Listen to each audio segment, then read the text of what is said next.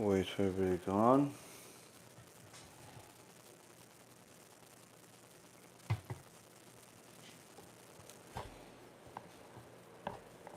Mic check.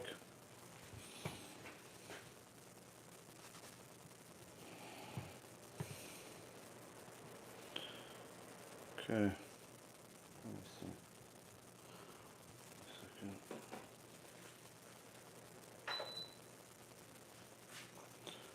Okay. How's the mic? Everybody, can you hear me? Oh, let's see. Baruch Hashem. Baruch, I see you on YouTube. Chazak Baruch. Julie. Chazak Baruch. Ramesh. Very good. All right, get started. B'Shem Hashem na'aseh v'natzliach. Shiur Torah. Bruchim habayim. We're back here on our Wednesday night. Stump the Rabbi. We're after some Divrei Torah. We're regarding the parasha, regarding life, regarding what's going on in the world. You guys will then, after that, will ask some questions, and Bezat Hashem HaKadosh Baruch Hu will give us the answers. Tonight's shiur is sponsored by our dear friend Yosef Shalom David Ben Gittel. HaKadosh Baruch Hu yivarech oto bekol mikol kol, chaim arukim, shlemim, meleim Torah, mitzvot, kmilut chasadim, zivug agun Bezat Hashem. And this shiur is also for the Refuah Shlema, for Rabbi Ephraim ben Shulamit, Rabbanit Sarah bat Anat, Rabbanit Levana bat Sarah, Sarah bat Levana, Ovadia ben Levana, Yosef ben Levana, Avi Mori David ben Nesriya, Imi Morati Doris bat Jorah, and all of Am Yisrael and all the righteous Noahides. Just as a reminder for everybody, anyone that wants to donate and support all of the wonderful things that our organization is doing can donate on bhtorah.org or bezatashem.org, or you could become a paid subscriber on YouTube, which has been a wonderful option for some people, especially those that like to get some of the free merch that comes with some of the higher level of subscriptions. And of course, anyone that wants to share our Torah is more than welcome to share the links to all of the lectures, and of course our books. Baruch Hashem, we have many books that we've published over the years, and we're giving out tens of thousands of Sfarim on a regular basis. We have on our store right now that you can get a box of 20 copies of this book for free. It's in English and Hebrew, and then there's also the Yochachot V'Tochachot by our dear Rabbi Ephraim that is only in Hebrew, has a lot of interesting proofs and interesting answers to big questions like where was God during the Holocaust. So a lot of interesting things in that book. Also Chassidut teachings about Gehenom, that's also in that book. And of course everyone could get the USBs that we have. So you can get all of this for free to distribute in your Jewish community at kiruvstore.org. Kiruvstore.org is KIRUV store.org. And you can get quite a bit of things for free. Baruch Hashem, we've sent out, I think it was something like 40 or more than 40 different boxes just on Monday, Baruch Hashem, and many, many orders are coming, Baruch Hashem. So, with that being said, we're going to get into it. We have Parashat Emor. Parashat Emor has a lot of interesting mitzvot that every one of us can learn from, to apply, whether it's HaKadosh Baruch Hu telling us that if somebody has a piece of land, and they're growing crops on it, they have to make sure that they leave a certain portion of it for the poor people. In so many words, reminding us that we're never allowed to be stingy, we're never allowed to be poor, and most importantly, we're never allowed to be inconsiderate.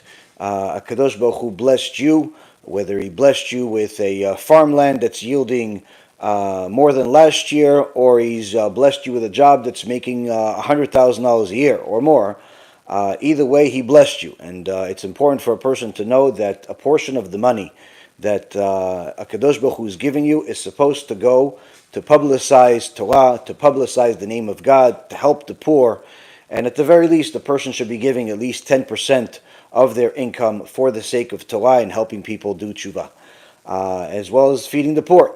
But unfortunately, many times people never look at money in a way where they don't think they have enough, because they have all of these grandiose plans of what they want to do with their money. They want to have a retirement, they want to have another house, they want to have a bigger house, they want to have this, they want to have that. And in so many words, planning to live in this world, as the verse says, they're planning to live in this world for 1,000 years. And in so many words, when a person plans to live for 1,000 years in this temporary world, they forget about the eternal world. So one of the mitzvot that's in the Torah in this week's parasha is, in essence, reminding us of our responsibility of what to do with our money. Now, of course, we also have the mitzvot of Shabbat, Pesach, Shavuot, all of the different holidays that are in the Torah, including Sfirat HaOmer. But there is one thing that I wanted to embellish on and really build on today. In so many words, we're going to call this section a warning to all of the podcasters, all of the Jewish podcasters. This parasha, I would say more than anything else you can possibly imagine, is a warning for you. And you should tune in if you have a friend that has a podcast, and I'm specifically referring to the Jewish podcasters more than the non-Jews, because this is more pertinent to them than others. So if you are one of these new Jewish podcasters, or you want to be a speaker of some kind, even those that call themselves Torah speakers, this section is for you. This section is for you. Now, why is it called a warning? Because you have at the end of the parasha, at the end of Parashat Emor, a story that seems like it almost was like pushed into the Torah, like it doesn't fit with the rest of the parasha, hence the reason of its importance. It stands out like a sore thumb. And while, of course, the average person that doesn't delve deeper into the Torah may not necessarily see themselves in this section, but I could assure you it is relevant to every single one of us, especially at our moments of weakness, and even more so to people that speak publicly, or even simply people that speak to a lot of people. Why? Because we see from the parashat of the parasha of the Megadef, the blasphemer, that there are certain things that happen in this horrific story that perhaps we did not delve in enough in past years, that we need to go into. And of course, HaKadosh Baruch Hu continues to renew the world and continues to renew our knowledge in the Torah. And this year he renewed our knowledge and let us know more things that need to be known.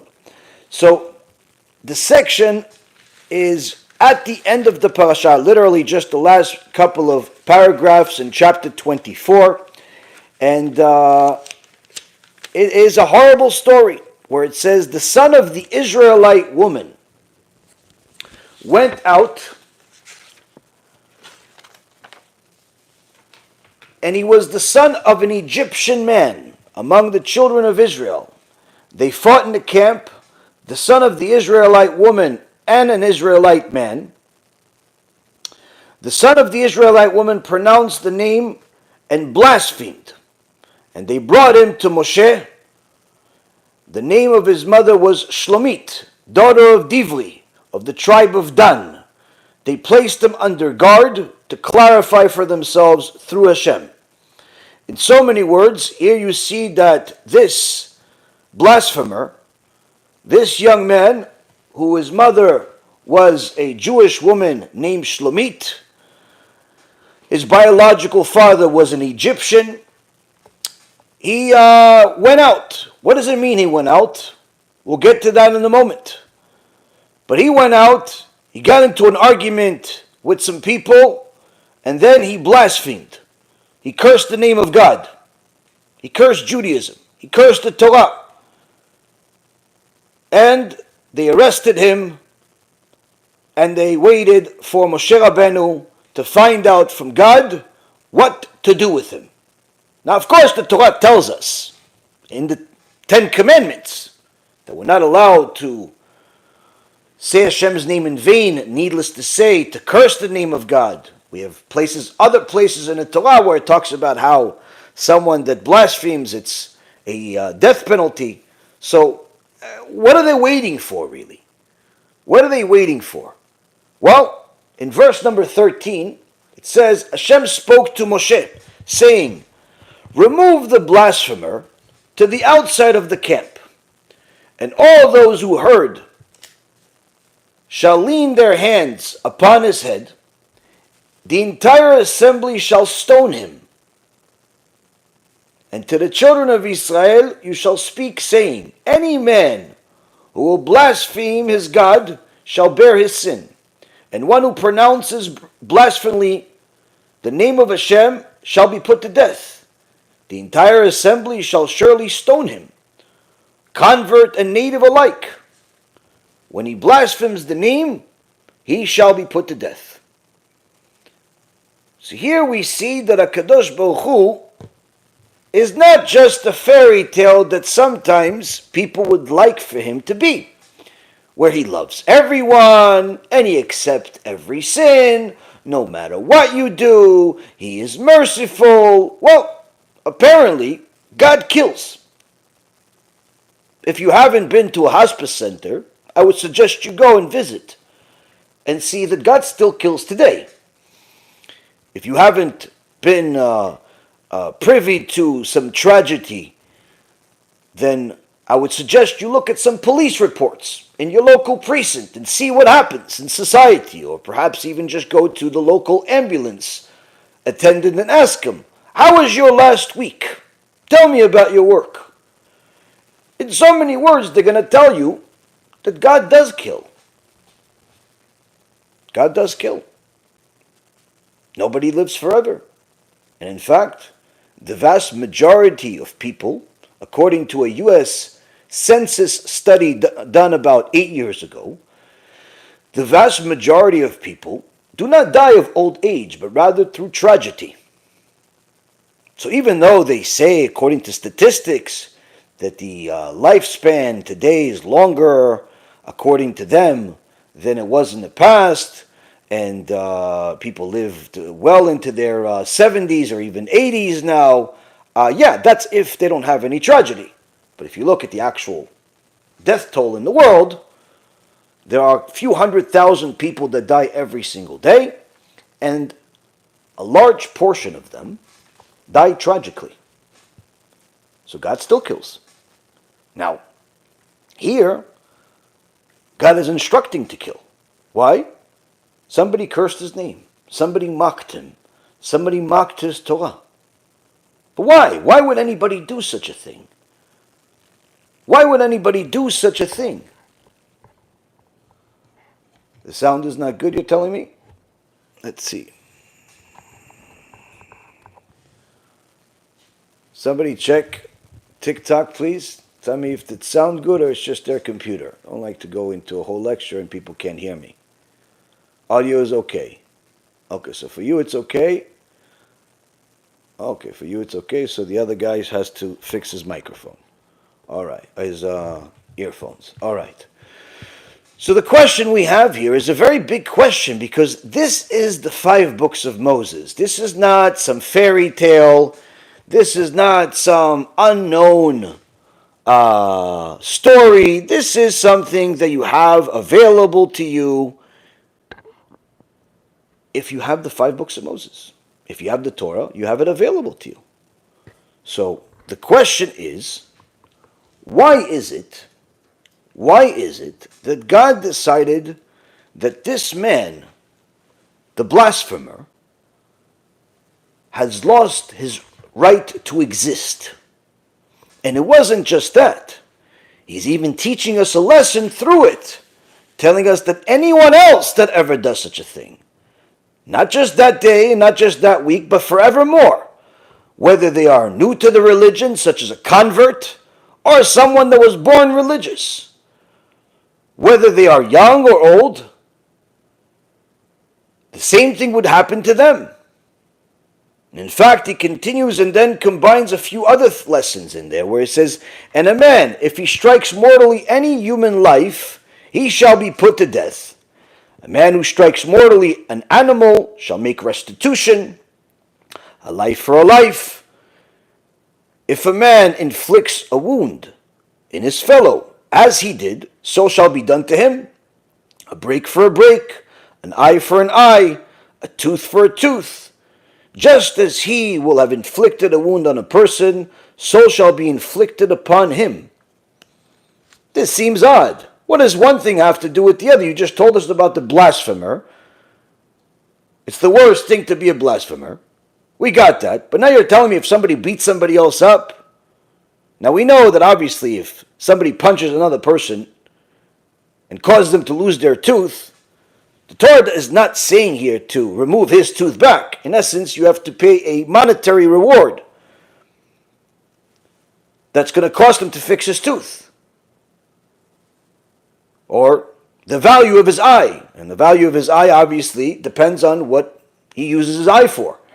If he is, let's say, someone that works in the field, his eye has a certain level of importance. But if he is a spinal surgeon, then the eye obviously has much higher level of importance. So the value is much higher. But still, we're looking for more connection here. Why? What is the connection between the two? Because if you were going to say, well, perhaps the Torah went to just another issue. You told us about the blasphemer, and now it's telling us about, it doesn't have to be a blasphemer, it could just be somebody that beats up another person. That's also not good, but not as bad. But no, it's not. Why? Because we're going back to the blasphemer again.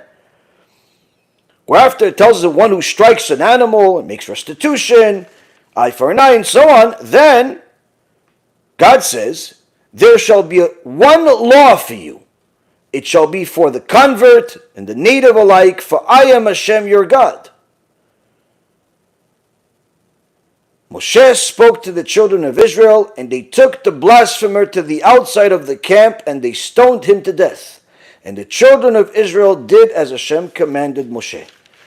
So we see here, Rabotai, that this is all one ongoing story, all one ongoing lesson. And we must delve into the depths of the Torah in order to understand it. Now, first and foremost, if someone curses the name of God or mocks the Torah, as it says in the Torah in several places, but one of them in Parashat Ki Tavo, where it talks about different curses, if somebody even gets in the way of the Torah being shown to people, taught to people, let's just say you arranged a lecture for the rabbi to come to your community and give a lecture, and somebody decided to spoil the event and told everyone that the event was canceled even though it wasn't. Or perhaps the rabbi was teaching and people were watching the lecture, and then you decided to tell the people, no, don't watch this rabbi. Let's go watch sports instead, or let's just go watch television instead. These are different ways where you got in the way of the Torah. And the Torah itself says, Udvar Hashem bazah. You desecrated the word of Hashem by doing something like that. Karet yikaret nafsho. His soul shall be cut off. So we understand that being a blasphemer is of the same horrible category of sins, where someone is in essence declaring war against Hashem. But why would this person do such a thing?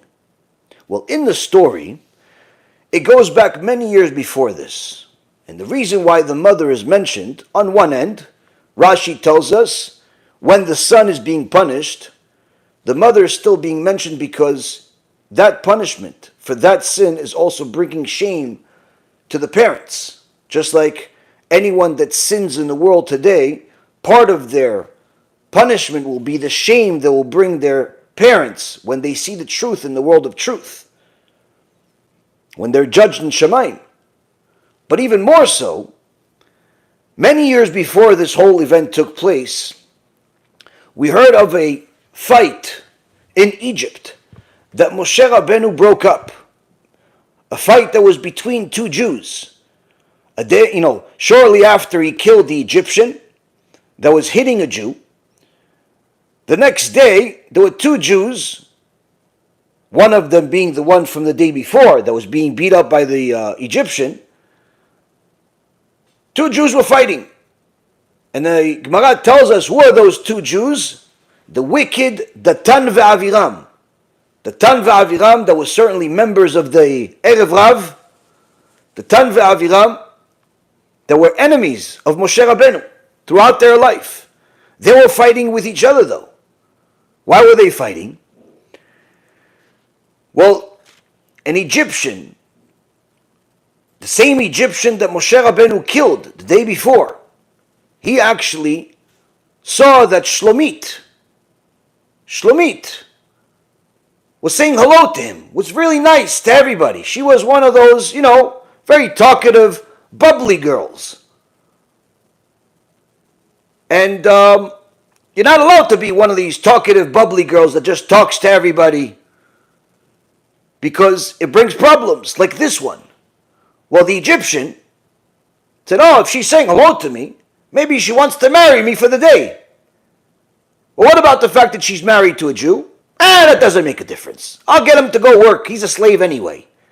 And the Egyptian ended up raping Shlomit. And therefore, the next day after, when the husband found out, he started fighting. With who? With his wife's brother. Because he told her, listen, she's married to an Egyptian. She goes, no, she's married to you. No. As of yesterday, she's married to an Egyptian. No, she's married to you. And they want to fight with each other. Well, Moshe Rabbeinu comes in between them, stops the fight. But unfortunately, what they didn't realize at that moment is that Egyptian and what he did brought a baby to the world. And that baby grew up to be the blasphemer. And that's why the Torah says that the Israelite woman, the son of the Israelite woman, who was the son of the Egyptian man. And he got into a fight. Who did he get into a fight with? He got into a fight with the leaders of the tribe of Dan. The leaders of the tribe of Dan. Dan gets the blessing from Yaakov Avinu many years before this. Leishuatecha kiviti Adonai. To your salvation I have awaited for, my God. That's the blessing that the tribe of Dan got. If you want to wait to remember it, as a nice little trick, in this parasha it says Lemate Dan, meaning to the tribe of Dan. Lemate means the tribe starts with the letter Lamed and ends with the letter Hey. And the verse, that's the blessing of the tribe of Dan, it starts with the letter Lamed and ends with the letter Hey. Liishuatecha kiviti Adonai. These are different ways of trying to memorize different parts of the Torah. Now, this tribe, this holy tribe of Am Yisrael, is fighting with him. Why are they fighting with him? Who is he that they're going to fight with him? Well, this son of Shlomit and the Egyptian wants to join the tribe of Shlomit, the tribe of Dan. They said, we're sorry. You can't join us. He said, what do you mean? My mom is from the tribe of Dan. And here they teach him one of the most critical rules to know, especially in this generation full of heretics and idol worshippers that claim to be Jews and claim to know more about Judaism and the Torah than the Jewish people.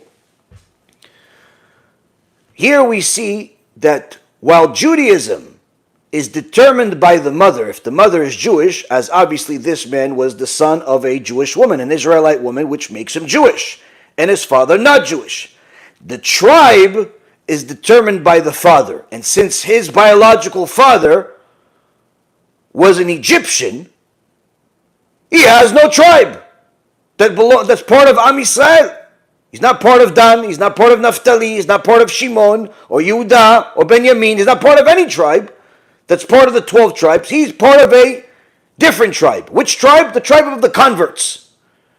The converts have a certain section, which ultimately the Mashiach will allocate them in different places, but until then, they're not part of any tribe.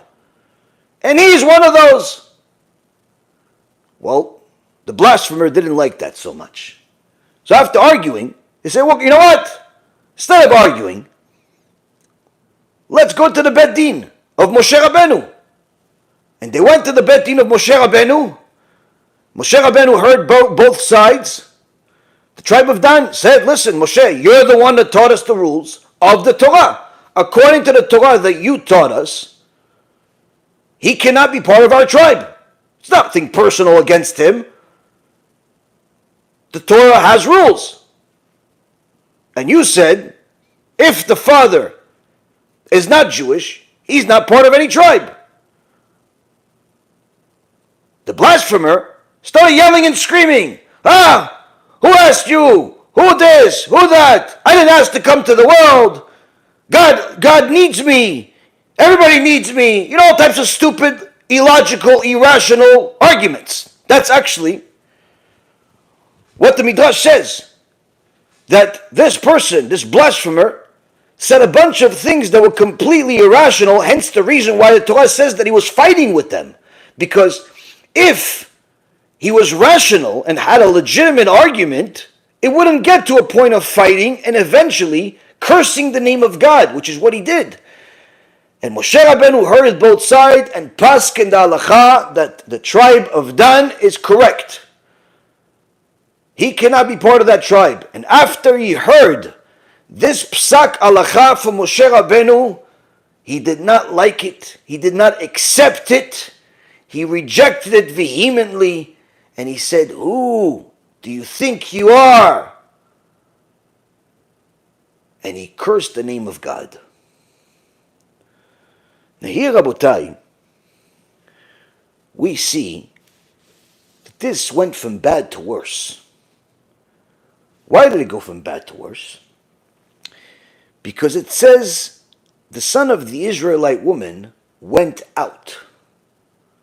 What does it mean, he went out?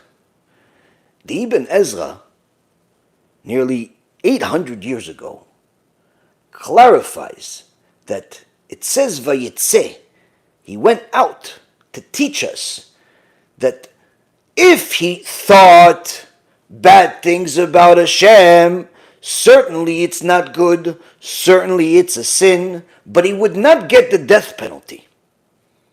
The reason why this had to be the most severe punishment for the most severe crime is because he went out, meaning he announced it publicly that he's rejecting the Torah. He announced it publicly that he doesn't care for the laws of the Torah. Once he announced it publicly that he rejects the truth of the Torah, it became a new category of sin.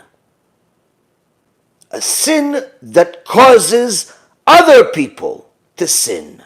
A sin that weakens others. And therefore HaKadosh Baruch Hu says to Moshe, Moshe, you have to kill him.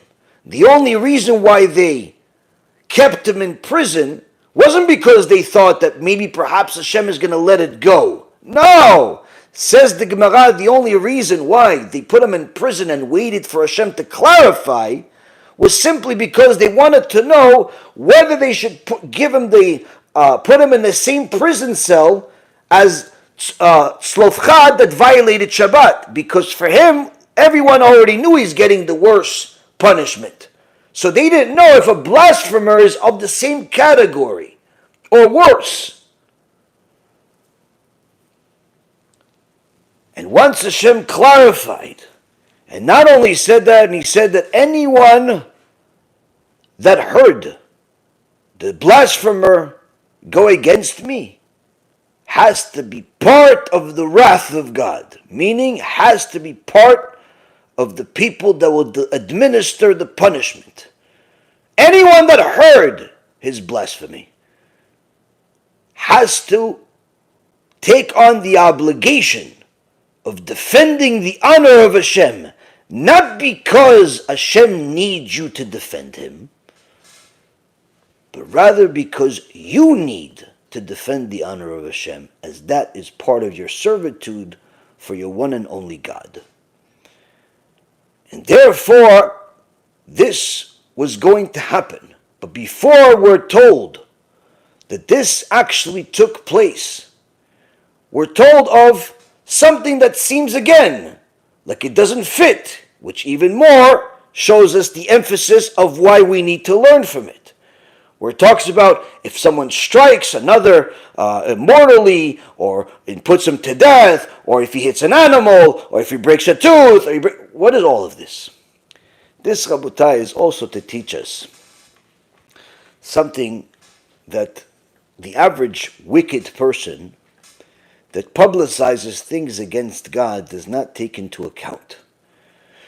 When you decide to go online and start spewing heresy, or simply your lack of interest in the Torah, and in fact scorn the Torah, mock the Torah, mock the sages, mock the rabbis, you have now gone from one category of sinner to something else. When you were sinning all on your own, you decided to stop keeping Shabbat. You decided to start eating pig. You decided to go and intermarry. Whatever it is that you decided to do. It's not good. There's a punishment for it. But it is limited to a certain extent because you're not affecting others with your eating pig, with your violation of Shabbat. You're not affecting others. But once you decide to leave your multi-million-dollar temporary jewelry business, your job at some marketing company, your job as a teacher in some modern Orthodox yeshiva, and take your heretical opinions, your simple disregard and hatred of the Torah, your heresy, and publicize it online, you have now gone from one category of sinner into something else. You went from being a sinner into an enemy of God. And now you have a problem. Not with me, not with any other rabbi. You have a problem with HaKadosh Baruch Hu and any person that has ever lived since the history of mankind began that loves God. You have a problem with every single angel. You have a problem with every part of the creation.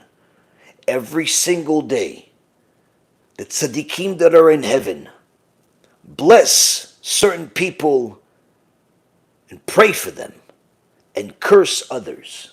Just like we had at the two mountains, where half the tribes blessed and the other half cursed. Who do they curse? The enemies of God. Every single day that you are alive, every moment that you are able to open up your eyes, you have the greatest tzaddikim that ever lived cursing your name and awaiting for God to take revenge against you. In fact, every single Jew that loves God has the obligation to do the same thing when they pray 3 times a day. The Amidah, when we say that the laminim, the missionaries, those that are intentional sinners, may they have no hope, we're referring to you. Why? Because had you been a sinner, all on your own, eating your shrimp and your pig, and violating the kosher laws, it would be one thing. But now that you took your heretical behavior, your scorning of a Torah, and you're now publicizing it with arrogance, you now have the biggest problem that you can possibly imagine. Because you have now become the enemy of God and anyone that loves Him. Why? Because now your behavior is affecting others. And therefore the Torah says, if a man strikes another man mortally, if you destroy another person's servitude of God, where after he hears, you, Mr. Brilliant mind in the eyes of yourself, you, Mr. Millionaire for now, before you declare bankruptcy from your gambling addiction, you degenerate. If you don't want God, perhaps maybe this young, naive, young boy or a girl are going to listen to you and also not go to synagogue anymore, also stop eating kosher, also stop saying Shema Yisrael. Why? Because they saw somebody that they look up to. They saw somebody that they look up to, that they admire, that they want what they have. Had they really known what they have, they would know that this is a cancer. But now you've actually destroyed somebody's neshama. And therefore, God promises, this is not just a capital punishment that happened 3,300 years ago. This is a punishment that's promised to any enemy of God that causes others to abandon God. But even if they don't abandon him completely, but rather just a little, they used to learn 4 hours a day, but after they watched you, they're down to only 1 hour, and they're struggling. A break for a break. They used to protect their eyes, and now look at pornography and all of the filth of the world. But now after they saw you, they started looking a little bit. An eye for an eye. They used to be careful with the kosher laws until your fake scientific degree that only got you a job that barely makes minimum wage at some yeshiva, that pretends to be yeshiva because in reality the vast majority of the kids there are completely secular. Now that you told them you don't really have to be so stringent with the kosher laws and wash the salad so much and be careful for bugs and be careful for this, you could even eat a salad at non-kosher restaurants. So now they saw you, they admire you, so they're not so careful with the kosher laws. Perhaps they will have that salad at the non-kosher restaurant with their friends. A tooth for a tooth. Just like you inflicted a wound on a person, whether flesh or body, the same will happen to you. Why? You became the enemy of God. Now, of course, a person is going to think, well, how many such people are there in the world? How many? The Gemara in Masechet Sotah, the last daf, predicts what's going to happen at the end of times, where even though there's nothing new under the sun, there's always been wicked people. And there will continue to be wicked people until the Mashiach comes and eliminates all of them. Still, the Gemara says that before the Mashiach arrives, all of the most wicked neshamot, all of the most wicked souls that ever existed, that still have a chance to fix something or to simply cause more damage, because that's their role, they're going to be in that generation. And that's why before every Shabbat, as we pray and praise the Kadosh Baruch Hu, everyone knows the famous psalm that we say during our prayers, Psalm number 92, Mizmor Shir LeYom HaShabbat, Tov lehodot laAdonai. It's good to thank Hashem. Everyone knows the psalm. Perhaps you didn't realize that in that very psalm, David HaMelech tells us the status of the world then and now. Bifroach reshaim kemo esev, v'yatzitzu kol po'alei aven, li'shamdam adead. When the wicked sprout like grass and they flourish all of the doers of sins and iniquity, ultimately you will destroy all of them forever. Here David HaMelech is telling us, wicked people, they grow like grass. There are a dime a dozen. Many people are wicked. How many? David HaMelech says, the majority. The majority choose to be evil. When? Now. Before the Mashiach arrives. There's going to be a majority of wicked people. Bifroach reshaim kemoesev. The wicked, they grow like grass.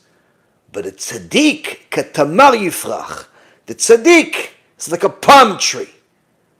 Why is the tzaddik a palm tree?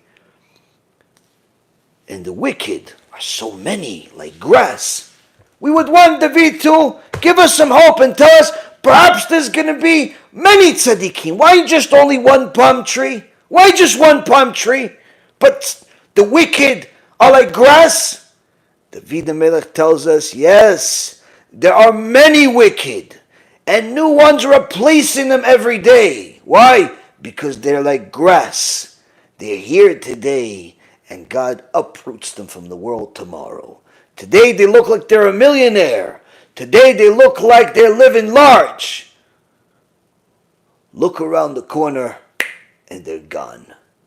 Look around the corner, and everybody forgot they ever existed, just like grass. It grew fast, but it also got eliminated. And when it eliminated, you never even remembered that it existed. That's why we say, Shem Reshaim Yirkav, that may the name of the wicked become rotted, like completely nothing. But the tzaddik, the righteous, they're few. But when they rise, they're like a palm tree, strong. Nobody's going to uproot them. Even the most difficult tests that come like a hurricane cannot take down the tzaddik. See, Rabotai Karim, there are many people that choose the wrong choices. One of the famous people that made the wrong choice was a person that you've all heard of. His name was Balak. Now everyone says, wait, but Balak, well, what chance did he have? He grew up around bad people. No. In fact, Balak had a brother. And his brother was a tzaddik. Who was his brother? Pinchas, ben Elazar, ben Aaron HaKohen. How could it possibly be that Pinchas is related to Balak? How? Because the grandfather of both was Yitro. Yitro was a Ish Kodesh who abandoned idolatry, abandoned heresy, abandoned everything just for the sake of God. And he took as many of his family members with him as he could. But Balak didn't want to go in the way of God. He saw an opportunity. Dad's leaving. He's leaving the position of the Pope. He's leaving the church. He's leaving the money. I'll take over. And that's why he's called Balak ben Tzipor. Why Balak ben Tzipor? On one hand, Tzipor was his form of idolatry. But on the other hand, because Tzipor was one of the names for Yitro. Balak took over the position because as soon as his father left, he said, I'll take the position. And everyone crowned him and made him a king. He wanted honor. He wanted materialism. He wanted this world. But on the other hand, the other grandson of Yitro. The other grandson of Yitro was Pinchas. Pinchas ben Elazar ben Aaron HaKohen. He fought for the name of God. He fought for the honor of God, ultimately destroying the enemies of God, including Balak. Pinchas gets the ultimate gift from God, which is called Briti Shalom, the covenant of Shalom, which is HaKadosh Baruch Hu putting the Shekhinah on him. Putting the Shekhinah on him, where he now has life. What's life? He can't die. Pinchas becomes Eliyahu Navi. And Eliyahu Navi, as everyone knows, never died. Hashem took him to Shamayim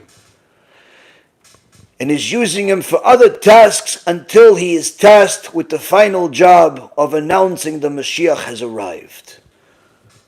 But the Zohar Kadosh says that he has a family member, had a family member, that had the same opportunity to sanctify the name of God, to serve God, but he chose to be an enemy of God. And that's why his name is only temporary. Balak is gone. Now, many people make the wrong choice because they don't realize what the ramifications are. And we have to see, what does our Torah tell us? Right now, during this period of time, it's customary for Am Yisrael to learn Pirkei Avot between Pesach and until we receive the Torah on Shavuot. And we're going to go over just a few Pirkei Avot to give us a better idea. Anyone that wants more extensive, deeper explanations should watch our series that we did on the entire Pirkei Avot.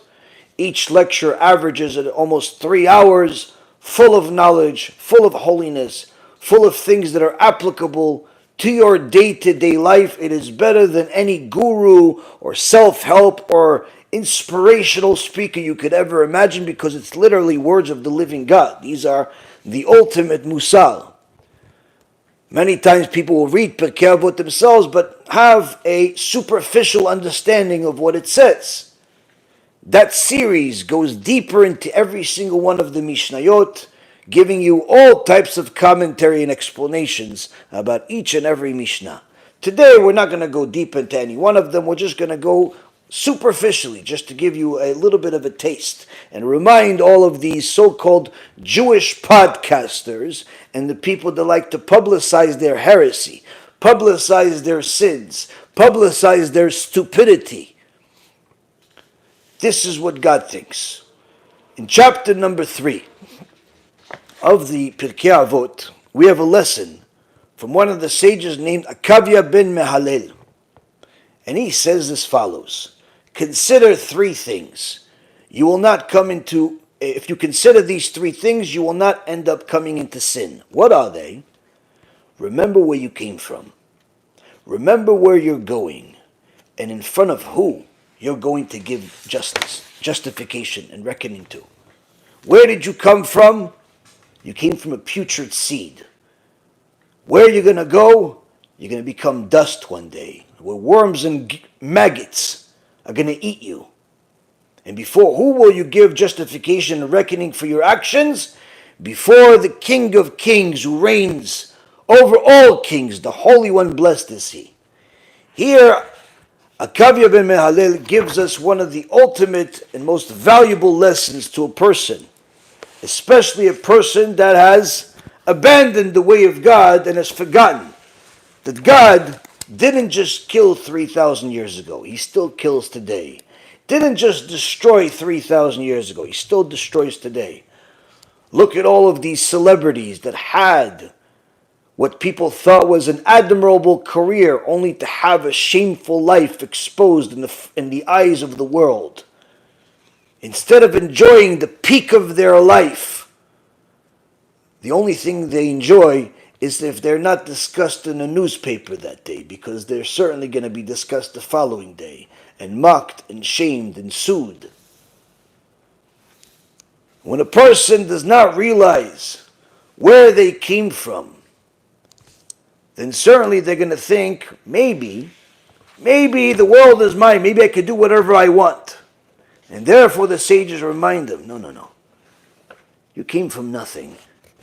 You came from nothing because God wanted to give you a chance to serve Him, a chance to be good, a chance to follow the Torah. You decided to go against. And in case you thought, perhaps since he's not punishing you right now, or at least it seems to you like it's that, maybe he's not going to punish you. That's why David HaMelech says, in the name of God, you thought I was like you because I didn't punish you? Now I will punish you.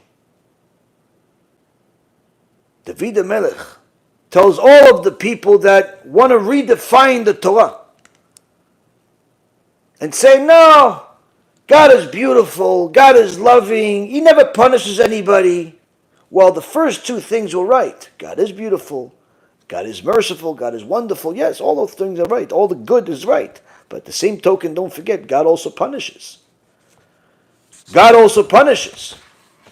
And where do we see it? We continue. The Mishnah continues in chapter 3, but we fast forward to Mishnah number 15. Someone who wastes seed nullifies the covenant of Avraham Avinu, or who perverts the meaning of the Torah, contrary to halakha. Even if they have Torah and good deeds, they will still have no share of the world to come. You that decided to make YouTube videos to share your knowledge, but unfortunately distort the Torah to your own likings by telling people that they're allowed to waste seed because it's too difficult. It's too difficult to keep your hands to yourself because you're young. You write to people. You write a whole essay. Megale panim b'Torah, destroy and show a new face to the Torah, a face that doesn't exist, a face that you drew. Telling people that they're allowed to waste seed. Why? Because they're young? Because it's difficult? Whoever said such a thing? Oh, we shouldn't listen to the sages over here because Bet Shammai said that if they don't come to halakha, he's going to kill them. You fool, do you not understand? The righteous Bet Shammai, the school of Bet Shammai, were extraordinarily righteous people, to the extent where Chachamim say where even though the vast majority of the debates between Bet Shammai and Bet Hillel, we paskin like Bet Hillel in the majority of the cases, not all. That's only because Bet Shammai is after the Mashiach comes, when people will have the wherewithal to do the will of Hashem to that extent. But you disregard the words of the sages. You mock them. You say, we don't listen to them. You say, no, over here they're saying that if somebody wastes seed, it's like they brought the flood. They don't really mean that. They're just exaggerating. And you're telling young, innocent, gullible young men that they could just make sins. But here the Mishnah says someone like you that wastes seed because you only permitted because you do it has no share of the world to come. And in fact, in case you say, no, I don't waste seed. Well, you still have no share of the world to come. Why? Because you perverted the meaning of the Torah contrary to halakha. Because you don't know it, you assume it doesn't exist. No, there's no halakha that forbids it. Did you ever read the Shulchan Aruch? Did you ever read Kitzur Shulchan Aruch? Did you ever read the Rambam? Did you ever read anything other than the foolish notes you gather for your shiurim? If you could even call it that. But this, Rabotai, unfortunately, is not even speaking about one person, but nonetheless, I am targeting about one person, but not ready to expose his name, as he does not deserve his name to be spoken. Shem Reshaim Yirkav. But this is the same type of attitude that the podcasters like to say, even if they're not trying to teach the Torah, but rather scorn the Torah. Come on, you think that God cares if I have intermarriage? You think God cares if I watch things that are forbidden? You think God this, you think God that? Apparently He does. Because for something that you don't think is a big deal, God says they have no share of the world to come, which means no share of the world to come means the 7th level of Gehinnom, which whoever gets in there does not come out. Gemara, Masechet Rosh Hashanah, page 17a. The Rashit Chochmah, Masechet Gehinnom. and over 170 other sources brought in our film about Gehenom, for those people that think that it doesn't exist or it's only a temporary punishment for a maximum of 12 months. And whoever says that the maximum punishment is only 12 months, the Ramban, Nachmanides, says that person is 100% a heretic that turned God into an evil God by giving such distorted definition. Why? To say that maximum punishment is 12 months for all sinners, you're telling me that a person that killed one will get the same punishment as a person that killed 100? A person that stole one will get the same punishment as a person that stole 1,000? A person that violated once is going to get the same punishment as a person that violated 1,000,000 times? What kind of evil God do you think we have, you fool? To say maximum sentence of 12 months is not only heretical, it's complete stupidity. But nonetheless, the heretics would like to make people believe such a thing. Why? Because they like to distort the Torah. It pacifies them. It pacifies them because they know eventually they will get their punishment. And who says so? Mishnah, chapter 4, 5th Mishnah, in the name of Rabbi Yochanan ben Brocha, says, whoever desecrates the name of heaven in secret, they will exact punishment for him in public, whether unintentional or intentional. Both are alike regarding Chilul Hashem. Here, one of the extraordinary sages tells you how it is, without sugarcoating. You desecrate the name of Hashem by minimizing His laws, minimizing His sages, minimizing His Torah, minimizing His greatness. You desecrated the name of heaven, you desecrated the name of God, even if you did it in secret. Not on the podcast, just between you and a few friends. Guess what?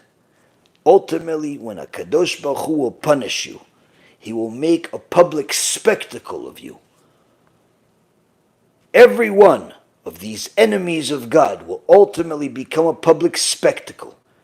No less than the horror stories we've seen in the media over the last several years of major celebrities that everyone admired, like Cosby and Michael Jackson and other mitoavim, that everyone thought they were good until they realized that they are pedophiles, despicable creatures.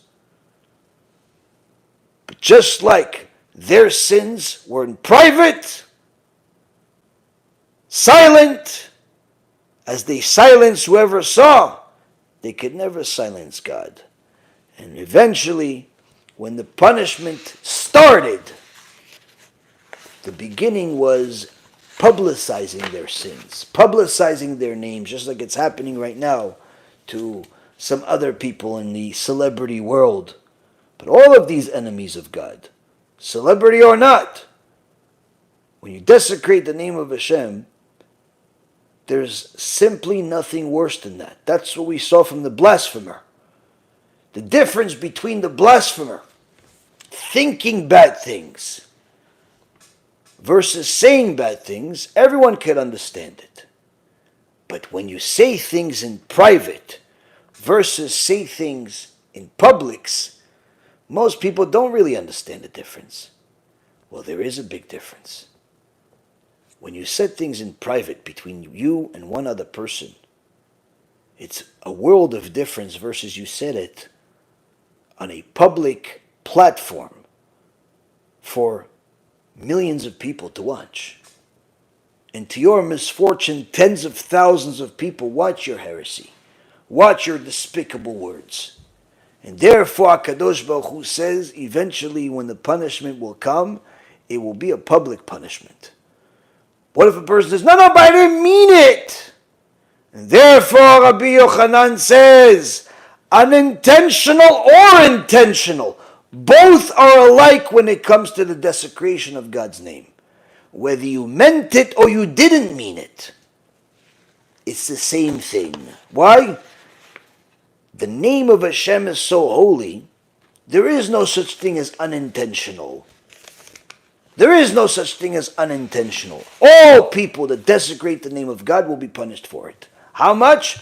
Gemara, Masechet Yoma, mentions it in a couple of places. In the first chapter and also in the last chapter, page 86, talks about different parts of tshuva and also certain sins that it's not enough to just simply say I'm sorry. It's not enough to wait for Yom Kippur. It's not enough to suffer for it. There's one sin you cannot even fix until you die, which is desecrating God's name. Meaning, even if you say I'm sorry, not enough. Even if you wait for Yom Kippur, you say I'm sorry, not enough. Even if there's a lot of suffering, all of a sudden, your partner, your long-lost partner that you loved, that you guys were boys, decides he doesn't want to be a boy anymore. He wants your money instead. And all of a sudden, everything that's in his name, like your building, like your store, like everything, he says, you know what, from now on it's mine. Hey, but I thought we were boys. We're still boys. We can still get lunch together. I'm just not going to give you any more money. No, come on, how can you do this to me? Well, just like that, I just did it. Why? It's not because he, it's because of he. HaKadosh Baruch Hu. Just like he moves the hearts of leaders, he moves the hearts of man if he wants. Why? Just for you. You desecrated his name, the amount of punishment and suffering you're going to get is literally going to be endless, and that's just the beginning. By the way, when you find out that your wife is cheating on you, when you find out that your kids are addicted to drugs, when you find out all of these horrible things, don't be surprised. Why? That's just the beginning. It's all down payments. What? For what you did and what you're doing. No, but I just don't want to be religious. Why are people judging me? Nobody's judging you. Nobody's judging you. In fact, no one even cares what you do until you started publicizing it. Now, for all of those people say, oh, come on, how come it's so judgmental? Religious people are so judgmental. Now, you can believe your own lies, but you can't fool normal people that have been around for a little while. Everyone judges. Religious people, non-religious people. In the non-religious world, depends which community you're in. If you're in a standard blue-collar community, they're going to judge you based on what you do on the weekends. They're going to judge you based on what kind of grill you have. They're going to judge you based on how you play sports or which team your kids joined. They're going to judge you based on simple parts of life. They're going to judge you based on which church you go to or things of that nature. But they certainly will judge you. If you go into the white-collar world, people that make money, they'll judge you. Which restaurant you go to, which country clubs you're a member of, which firm you work for. They certainly will judge you. Who did you date? How long are you married? Do you have a girlfriend on the side? They'll judge you for all types of things. But for sure they will judge you. Everyone judges. Why? That's mankind. That's people. If you go into upper echelon, you're in the 10, 20, 30 million category. You have a new level of judgment. Where's your vacation house? Where do you vacation otherwise? How many skeletons are in your closet? Do you have a private jet or do you rent one? Are you going to go to the U.S. Open, or are you going to prefer to go to some other major event? Were you invited to one of these red carpet events, or are you one of these people that's more of a recluse? Or you're simply nobody knows who you are. Who do you work for? Does anybody work for you? All of this gets judged. Do you know how to ride a horse? Do you know how to play golf? Surely they're going to judge you. In fact, how do you eat? That will also be judged. Why would anybody care how you eat? Because they'll simply know how to categorize you, whether you're new money or old money. If you know how to eat, then you perhaps may be old money. If you don't know how to eat and you simply eat like the vast majority of people eat, they'll look at you like you're an animal, even if you have $100 million in the bank. All of people judge. So don't start screaming to us Jewish people and Jewish community, why are you so judgmental? Everyone judges. But the worst thing of all is that when you turn what everybody else does into something that you only attack the Jewish people for, in order to justify your war against God. Where you say, no, people are judgmental because of the way I dress. People are judgmental because I don't keep Shabbat. People are judgmental because I like to curse. People are judgmental because of ta-ta-ta-ta-ta. Well, guess what? People are judgmental. But they're also judgmental in your neck of the woods, even when you're in the casino. They're also judgmental in your neck of the woods, even when you're cheating on your wife. Everyone's judgmental. But the worst part of it all is that you're denying it. You're justifying it. And you're forgetting that the ultimate judge, Akadosh Baruch Hu, he's judging you. And his judgment is not superficial judgment. He's not judging you based on your clothes, per se. He doesn't care whether you wear a tie or you wear a sweatshirt. That he doesn't care about, but he does care about modesty. He doesn't care about whether you go to synagogue at 6 o'clock in the morning or at 6:30 in the morning, but he certainly cares if you pray. He doesn't care about whether you like burgers or you like French fries, but he certainly cares if you eat kosher or not. He doesn't care about whether you're in a jewelry business or you're a teacher. He cares about whether you do business honestly. He doesn't care about whether you like to learn Gemara or you like to learn Chumash. He just wants to make sure that you learn Torah. He doesn't care about which is your favorite mitzvah. He just wants to make sure that you keep all of them, whether you like them or you dislike them, understand them or don't understand them. He doesn't care who your favorite rabbi is, as long as it's a legitimate rabbi and you listen to everything he says. He doesn't care if you lend money, but he does care if you actually charge interest. If you charge interest, you have a serious problem. You see, there's a whole lot of things that you can do, but there's a kosher way to do it. You choose to do things not kosher. You choose to redefine God's laws. And that's your problem. And therefore, the Mishnah in Masechet Avot, chapter 4, Mishnah number 15, Rabbi Elazar ben Shamua says, let the honor of your student be as dear to you as your own, the honor of your colleague as the reverence for your teacher, and the reverence of your teacher, your rabbi, is the reverence for Hashem. You see, everyone can understand that you have to respect your students. You can't just insult them, mock them. Everyone understands that. But what people forget is that you also have to respect your rabbi. When you start mocking rabbis, real rabbis, Talmidei Chachamim, you're not just mocking the rabbi, you're mocking God. Because God tells us, they are my representatives. When you mock them, when you categorize them, and in so many words, turn them into monsters in the eyes of whoever is listening to you, then what you're doing is you're mocking God in his entire system of Torah. While you were supposed to have reverence of the rabbi, just like you fear God because they're his messengers, you did the exact opposite. You did the exact opposite. And this is one of the mistakes that people have when they have these podcasts and they talk about all of the things they don't like about the Torah.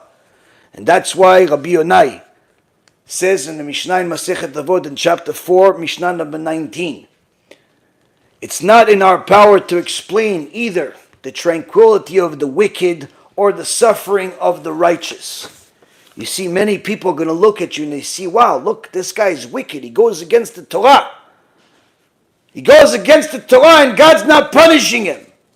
Or you see a righteous person struggling to make ends meet. The sages teach us, don't try to explain it with your own rationale because you only know a small part of the picture. But you could be assured that just like God promised to punish the wicked, he will punish you. And just like he rewarded the righteous, he will reward the righteous. And if a person says, yeah, but I heard from Menace the Menace that I didn't ask to be born. Therefore, the Mishnah at the end of chapter 4 says the follows. For against your will you were created, and against your will you were born. Against your will you will live, and against your will you will die. And against your will you are destined to give an account before the King who rules over kings, the Holy One, blessed is he. You didn't ask to be born. Who cares? God decided you're going to be here. Now you have to serve him. Why? Because you want to stay alive. Because you want to stay alive and you benefit from living. Now, a person that thinks, nah, come on, this is extreme. This doesn't happen. Let me tell you a story before we take the questions, because the story is going to put things into perspective for all of us. Of what does God really care about? You see, we see that he cares about the blasphemer. So you say, listen, okay, I don't mean to blaspheme God. I'm not going to curse. I'm not going to this. I'm not going to that. But come on, these other laws, maybe they're extreme. Really, God cares about my tattoo? Really, God cares about shatnez? Really, God cares about brit? Well, apparently he does. And even though Rabbi Nachman in Breslov already wrote in Sichot Aran that when the time comes for the Mashiach to come, people will cry out about emunah, but the reality is that it will be a very difficult time for people, because most people will not know what emunah really is. They'll think that emunah is simply believing that a God is going to help you regardless of whether you follow him or not. And at that time, says Rabbi Nachman of Breslov, many people who call themselves religious leaders will preach lies. And he says righteous people that gather together, that are thirsting for the word of God, will barely exist. There will be some truly religious individuals, but they will be very few and far in between.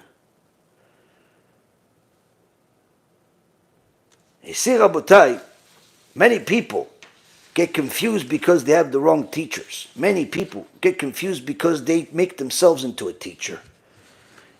And they rationalize things that maybe this is not a big deal, maybe this is not a big deal. Well, you don't need to look so far. Gemara, Masechet Sanhedrin, will give us a story. A story that perhaps some of you have heard it, but maybe not the details. On page 103. In Masechet Sanhedrin, the Gemara says there were a bunch of wicked people, not just today, also in the past. Bunch of people that lost their share of the world to come. And then there was a person, a king, a Jewish king, named Yoyakim, and he was also wicked. And the Gemara says he angered God. He blasphemed his name,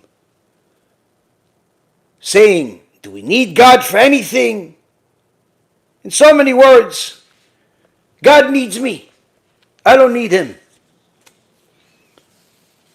And of course he got punished. But when you look at the punishment that he got, we see that there's something to learn from the words. Nebuchadnezzar, who ruled over the world, made a trip to Israel and saying, Yoyakim the king, hand him over to me. Hand him over to me. They asked him, what, is it time to destroy Jerusalem? Time to destroy the Beit HaMikdash has come? They're like, no. I just came to collect the king. I heard he's going against me, so hand him over to me or I'm going to kill all of you. And Nebuchadnezzar killed him in the most horrific way. Most horrific way he killed him. But why? The Gemara says, based which one of the sins that Yoyakim did really was the reason why he got the punishment in this world. We already know what he's getting in the next world. But here, he got an awful death. Why? Says Rabbi Yochanan and Rabbi Elazar have a dispute. They don't have a dispute of what he did, but in so many words, how he did it. What they dispute, say, you know what really upset God? Yeah, we know he was a blasphemer. Yeah, we know he was an immoral person, married his own mother, his sister. He's an awful, disgusting person. But you know what really caused Hashem to use that specific punishment that Nebuchadnezzar gave him? he got a tattoo. What? He got a tattoo. He tattooed his body. And the Torah says in last week's Parashat Kedoshim, you're not allowed to get a tattoo. As a Jew, there's no permission whatsoever to get a tattoo. But he not only got a tattoo, but he got a tattoo of idolatry. He got a yoshke. But one of the sages says, no, he got a tattoo, but he got a tattoo of the name of God. But he put it on his brit. Just to show how much he hates God.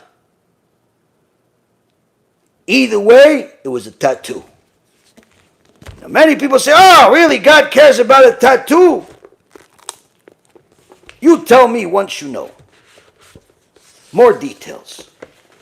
Midrash. Rabbah, Parashat Metzorah. Parasha 19, Yutet, says as follows. With all of the abominations of Yoyakim that he committed and that were discovered against him, what were the ones that brought the punishment that he got in this world? And they debate. Tattoo. Some say, no, simply because he wore shatnez. What? Shatnez? Yeah, shatnez. He wore shatnez. He got a tattoo. He wasted seed. All types of things we've mentioned in our lectures. And people say, yeah, but this is not... Once you understand what happened to him, perhaps it will change. What happened to him, really? After Nebuchadnezzar came to Yerushalayim, he says, bring him to me, I came to collect him. And what did Nebuchadnezzar do? What did Nebuchadnezzar do to Yoyakim? What did he do? The Midrash says Nebuchadnezzar took a donkey, he killed the donkey, he opened up the donkey's belly, and then he took Yoyakim and he cut him into little pieces the size of an olive and put all of the little pieces inside the donkey and closed it and then left it. Says he gets what the prophet says, the burial of a donkey. What's the burial of a donkey? I'll put him inside a donkey. Some Chachamim say no, perhaps he cut him into pieces and then he gave him the burial of a donkey, meaning that the dogs ate him because the dogs eat the dead donkeys. Either way, he cut him into little pieces. For what? For wearing shatnez, for wasting seed, for putting a tattoo on. You know, all the same things that the heretics do or allow other people to do because they want to change the Torah. All the things people think are not a big deal. This is a part of the Tanakh. This is not a fairy tale. This you can look at in the book of Chronicles. This you can look at in the Gemara. This you can look at in the Midrash. This you can look at in the Zohar. This you can look at across the spectrum of the Torah. The many things that people think are not a big deal, and why does God care about this and why does God care about that? You're forgetting. He's the King of Kings and he does not owe you an explanation. But you owe him one.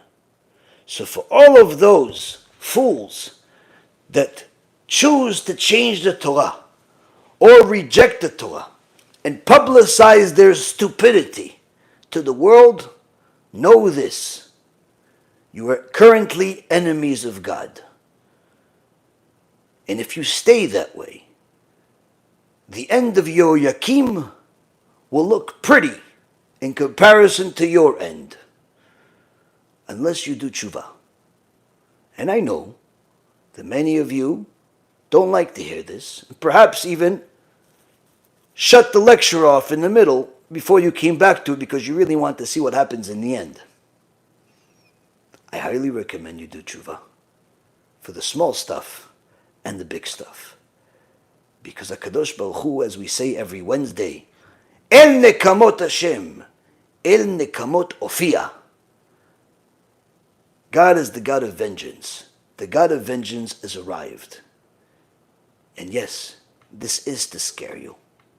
That's the intention, because it's the only thing that's going to get you to stop the foolishness that you've been publicizing for some time now. And since nobody else is going to do it, I figured I'd take the liberty and help you out. Only because I love you. Since you're a Jew, so long as you're in this world, I have a responsibility to help you. But as long as you be the way you are, as much as I love you, you're still my enemy.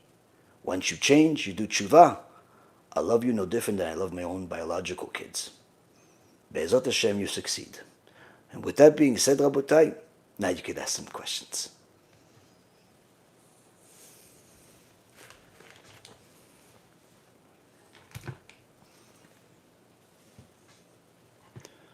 Let's see.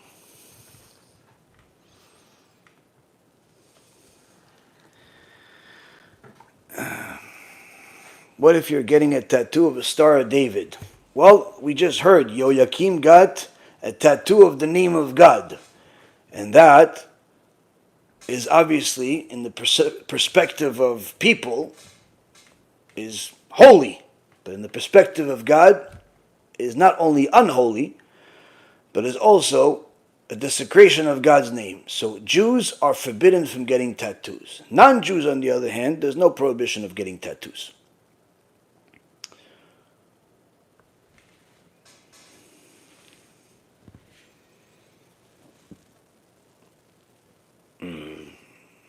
See?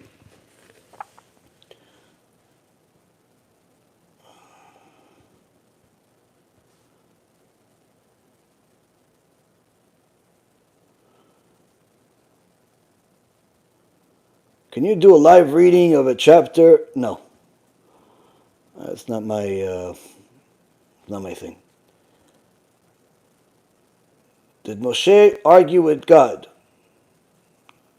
Not argument like you would think argument, but Moshe wanted to serve God, and in the ultimate way, and was willing to sacrifice his life for the sake of God, for the sake of God's children. And therefore, when God threatened to destroy the Jewish people, Moshe, in essence, argued in favor of the children of God and said, if you're going to destroy them, then destroy me first. And the fact that he loved God's children so much made God love him. Because in essence, if you want to show somebody that you really love them, show how much you love their kids. Because parents love their kids, and if you love their kids, that also shows that you love them too. The other time that it's mentioned that there was the debate between the two is when it was time for God to take the neshama of Moshe Rabbeinu and bring it to Gan Eden. The neshama, the soul of Moshe Rabbeinu, did not want to leave his body. He says, well, here I could serve you. There I can serve you. It's just the time to reap the reward. Here I've sanctified the body to such an extent that the body and the soul are in the same level. Why should I leave such a good vessel, such a holy vessel that's serving you, and go just to reap the reward? I want to serve you. So in essence, Moshe Rabbeinu did not want to die, not because he wanted to enjoy this world, but rather because he wanted to serve God even more. So if you call that arguments, may we all merit to have such arguments.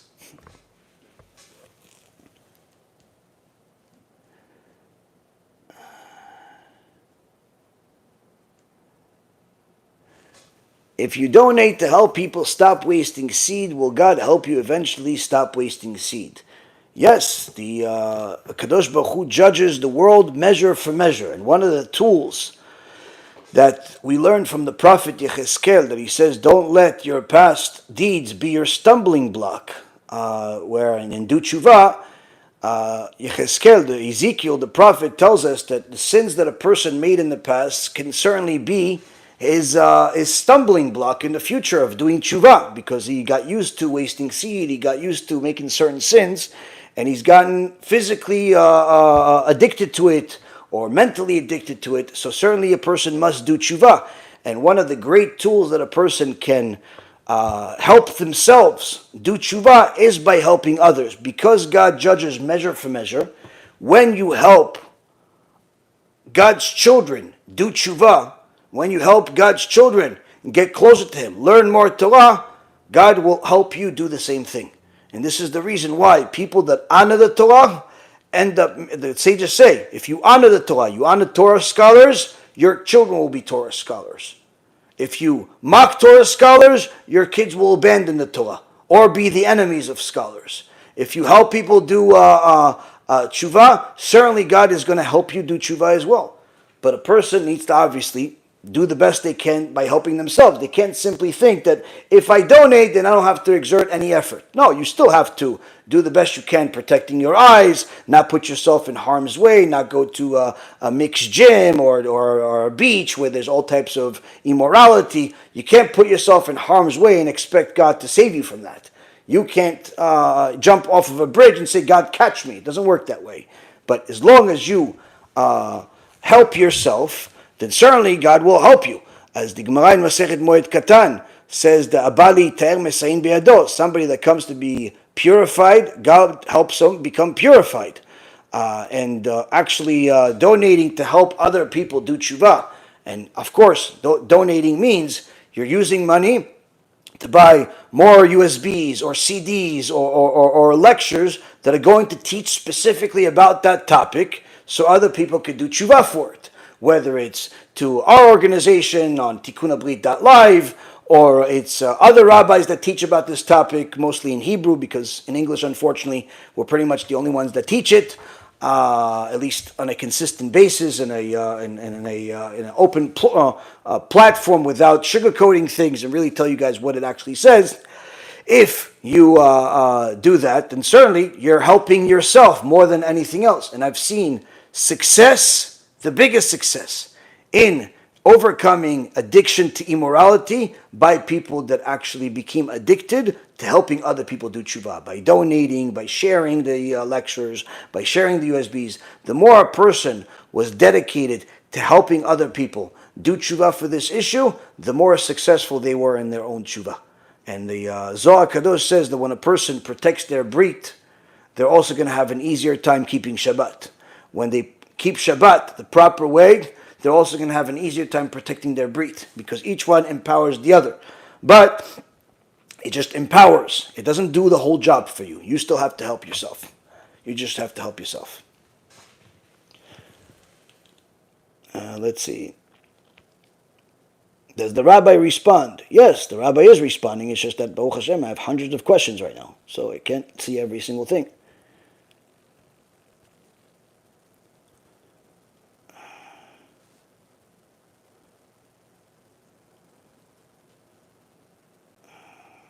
Just tell them about Yalkut Yosef in English. Yes, Yalkut Yosef is a fantastic halachic books by Rabbi Yitzchak Yosef, based on the Psak Halacha of Rav Ovadia Yosef. And even though it's generally catered for the Sephardi community, anyone that has delved into it or completed it knows that Rabbi Yitzchak Yosef also included many times the Psak Halacha of the Ashkenazim, our brothers. So either way, if you're a Sephardi Jew that your main language is English, I would say Yalkut Yosef is priority number one in your life if you want to know how to live a Jewish life as far as what the laws are, how to apply them to your life, whether it's Hilchot Shabbat, or the holidays, or blessings, or tefillin, or really anything else. In English, they haven't translated the entire collection of Yalkut Yosef. I believe the entire collection in Hebrew of Yalkut Yosef is close to 40 books, maybe 35 books, whereas in English they've only translated so far, I believe, 18 or 19 of the books, but still it's more than enough, and it'll take time for you to complete it, and it's certainly a prerequisite if you want to know how to live according to halacha. As a Ashkenazi Jew, certainly you have other options. But for Sephardi Jews, that your dominant language is English, certainly Yalkut Yosef is the main halachic book that you should focus on.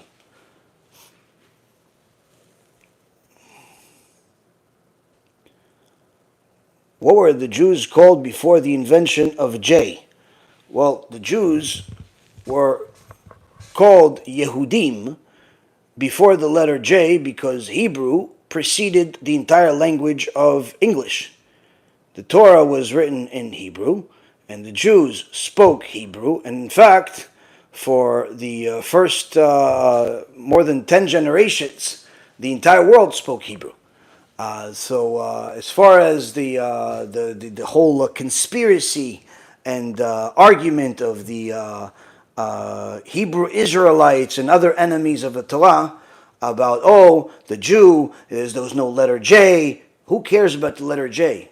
English is a man-made language that wasn't created until recent history. There wasn't, at the time of Mount Sinai, there was no English. Nobody spoke English. There was no America. There was no England. So no one really cares about J or the English language as far as how you guys arrive at your conclusions.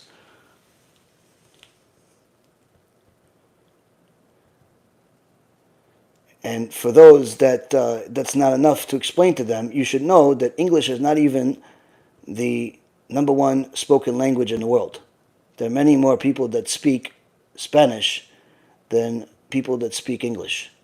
So while you and your group are mostly illiterate and cannot even speak your own language of English, the vast majority of the world is literate in their own languages, whether it be French or Spanish or other languages that are based off of Latin.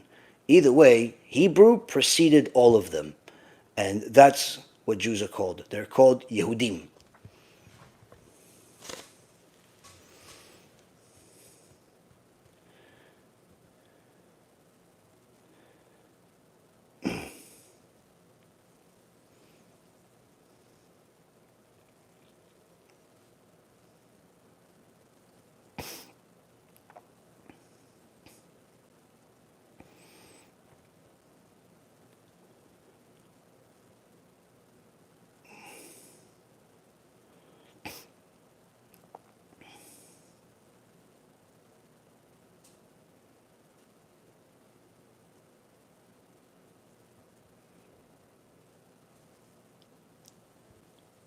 Are there any good smicha programs that you would recommend? It depends what you're looking for. Depends how you want to use your smicha. If you want to be a shul rabbi or you simply want to gain knowledge. If you want to be a public speaker or if you want to be a shochet. It depends really on where, what you want to do with the smicha. If you simply want to be educated, you don't necessarily need to go for a smicha program. You could simply go to a kollel or bet midrash and learn with a talmid chacham and a group of different talmidei chachamim, different subjects, and dedicate as much time as possible to it every single day. And over the next several decades, you'll little by little gain more and more knowledge, and you could even become a talmid chacham.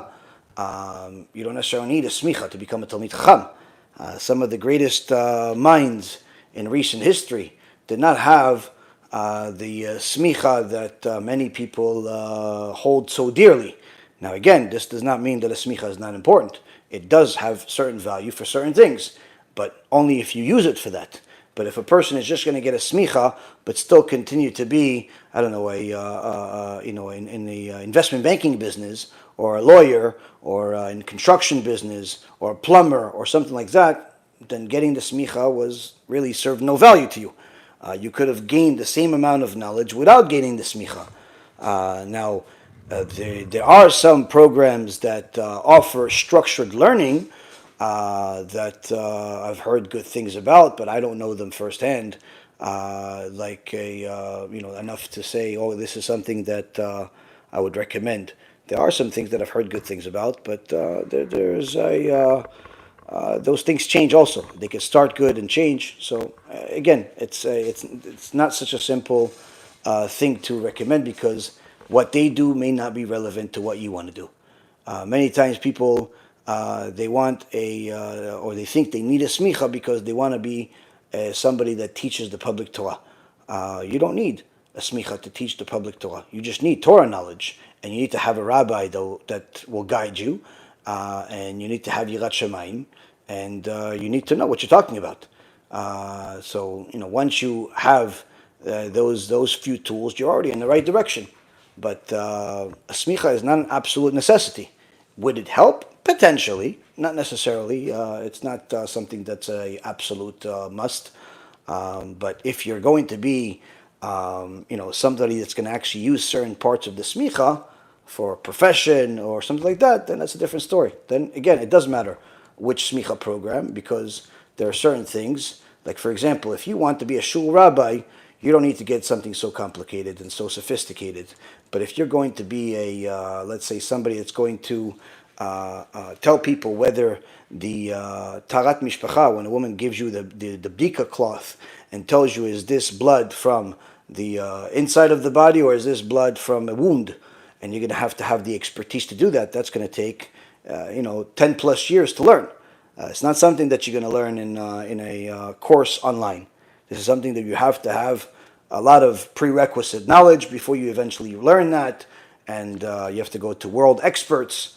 Now, even after you know that, if you want to be someone that could even go further when it comes to psak halacha, in regards to family purity, in regards to those things, then you have to learn even further, and you have to go to even higher level experts. So again, it depends what you're learning and why you're learning it and how you're going to utilize it. A smicha is not like a college what is it called? College degree. It's something completely different.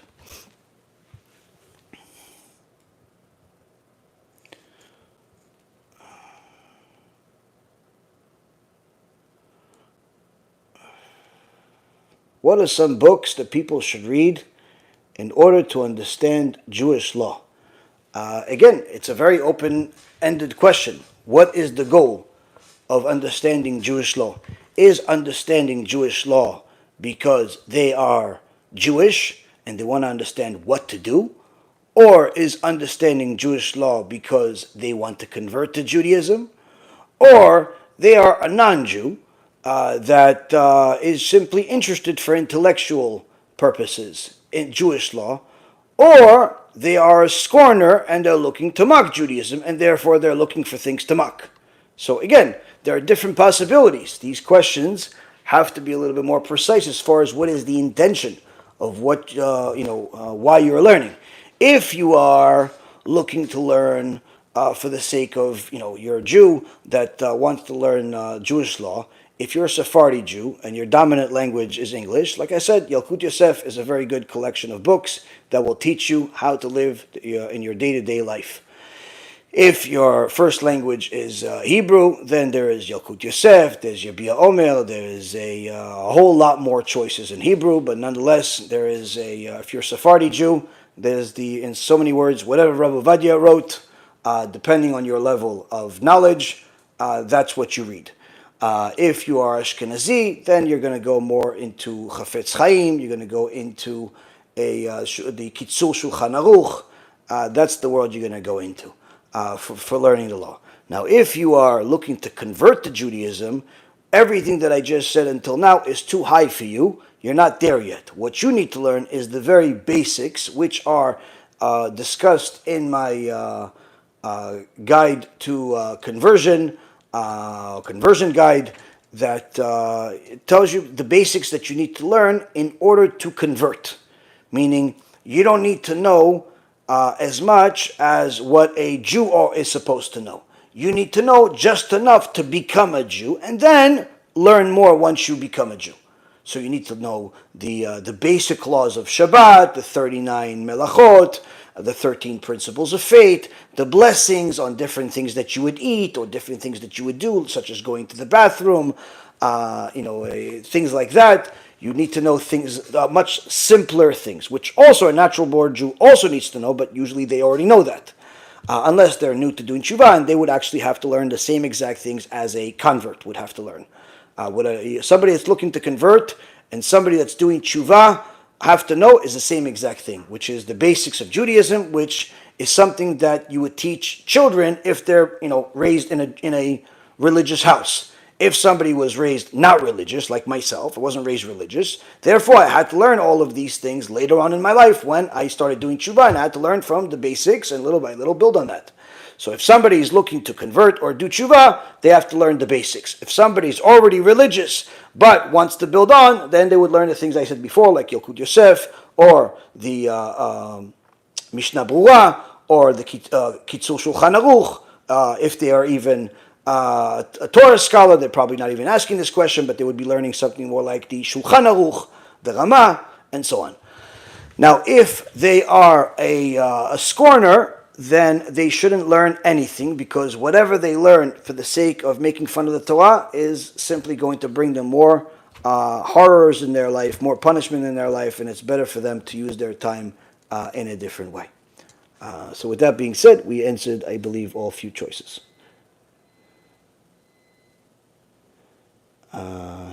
If someone has in the past pornography, but they do tshuva and still have intrusive images or in dreams, is that a punishment or a sign that it's not real tshuva? No. It's simply a sign that you have brought a lot of junk into your mind, and you have not brought enough Torah to remove it. As the Rambam says, the thoughts of immorality and all types of inappropriate things only come to an empty mind of Torah. Meaning you may have expertise and knowledge about architecture, about history, about mathematics, about engineering, about physics, and even a little bit about Torah. But the only thing that is going to remove all of that immorality is when you have a whole lot more Torah in your mind, because that's going to put all of those inappropriate thoughts so far back in the back of your mind that it's almost going to be non-existent. And eventually it could even be eliminated. So certainly it is a good that you're doing tshuva, and it's certainly something you should continue doing, and don't get discouraged by the fact that you still have inappropriate thoughts and inappropriate desires, but know that you need to do more, learn more Torah especially. Why the rabbis write the Babylonian Talmud? Why the rabbis who wrote the Talmud in Babylon influenced much by the Babylonian way of life, instead of being steadfast and remain loyal to the words of God? Obviously, you've never learned the Babylonian Talmud. The Talmud Bavli is how we call it. And all you've done is probably watch a few videos online by non-Jews or by heretics, or you simply read, all types of foolishness by people who have never actually studied the Babylonian Talmud. Because had you learned the Babylonian Talmud, you would know that all 7 levels of wisdom that exist in the world are in the Babylonian Talmud, and the sages that are mentioned in the Talmud were so holy that the Gemara in Masechet Avodah Zarah, the Talmud in Tractate Avodah Zarah, says that anyone that's mentioned by name in the Talmud means that they were so holy that they were able to resurrect the dead with their prayers and their blessings. So, and this actually happened multiple times. By Rabbi Yehuda Nasi did it, Rabbi Yochanan did it, a few others did it as well. Literally, somebody died and they brought him back to life. So, the holiness of the sages in the Talmud is not known to the heretics and the scorners and the idolaters and those that like to simply go against the Talmud. What they do know is little excerpts that professional anti-Semites took, manipulated, and magnified, and mistranslated intentionally for the sake of creating pogroms, blood libels, and all types of horrible things for the Jewish people. And what you did is simply borrow from them. If you want to learn Judaism, you have to learn from the Jewish people that are loyal to Judaism, that are loyal to the Torah, not to people that are enemies of the Torah. Just like if you want to learn medicine, you learn from the best doctors in the world. You can't learn from plumbers. You can't learn from somebody that knows how to fix a tire, and that's all he knows how to fix. You want to learn medicine, you have to go to experts in the field of medicine. You want to learn law, you have to go to the experts in the field of law. So you can't learn Torah from imbeciles and enemies of the Torah. You have to learn from experts, Torah scholars, and you have to understand that it's going to take many, many years for you to ever get to a point where you have somewhat of an understanding of the magnitude of Torah. But certainly you will be in the right direction from day one. But to go and assume that something is what it is when you haven't even read the subject, it's like me going to a doctor and telling him, I don't agree with your procedure that you're doing on this patient, and not only do I not know what the patient's diagnosis is, but I don't actually know anything about medicine. But yet, I decide that what the doctor is doing is wrong because it looks like it hurts to me. This obviously is foolish. And it's unfortunately what a lot of people do when it comes to the Torah. They come and criticize parts of the Torah without even knowing what they're talking about.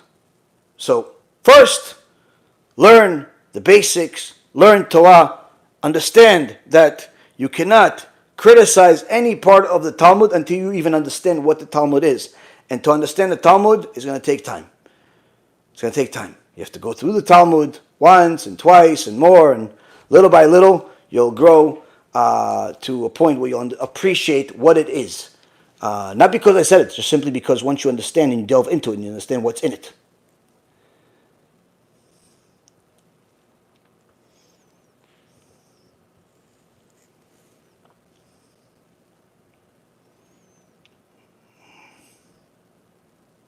Yes, the Talmud is also the Gemara.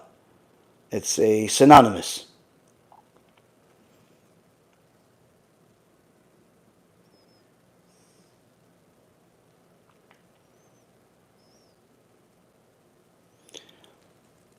Your mother was born Catholic and converted to Judaism, and your father is Jewish his whole life. Are you truly Jewish? That all depends. That depends. Number one, if she converted before you were born. Now, if she converted after you were born, then you would have had to convert as well in order to be Jewish. But if she converted before you were born, then it all depends on what kind of conversion she made. If she made an Orthodox conversion and she kept the mitzvot, then certainly you are Jewish. But if she converted conservative or reform or reconstructorist or messianic or all types of other fake versions of Judaism, then certainly not only are you not Jewish, but she's also not Jewish. So again, there's authentic and then there's the fake. There are glasses that you can buy for $500, and then there are glasses that look like it's the same, but you can buy them for $5. Why? Because this one is the authentic, real version from the manufacturer, and this one is a fake version that they make in China, and it's $5. There is the medicine that really works and can save your life, that will cost $100, and then there is the fake one that was made by a bunch of different poisonous chemicals that some crazy person decided to make and stamp on it the same label, and he wants to sell it to you for $10. Now, one can cure you and save your life, and the other one for sure will kill you. Why? One is real, one is fake. Simple. Same thing with Torah and Judaism. There's the real version, which is Orthodox Judaism, and then there's everything else. The conservative, reform, messianic, reconstructorist, all types of heretical forms of belief systems that all have one common denominator, which is they all reject the Torah at face value, meaning they all do not accept the Torah for what it has been and what it is for the last 3,300 years. They all take parts out of it that they don't like and simply replace it with their own thing. So they don't like Shabbat, so you no longer have to keep Shabbat. They don't like that a Jew has to marry a Jew, so from now on, they say that you're allowed to marry whoever you want, even if what you want to marry is a statue, or you want to marry your cat. They'll allow you that too. They don't care. So again, if you're going to be with the real version has certain rules that haven't changed for the last few thousand years. The fake version, many of them are slowly but surely eliminating all the rules, except giving charity, because that rule they like. They like to force people to give charity. I wonder why.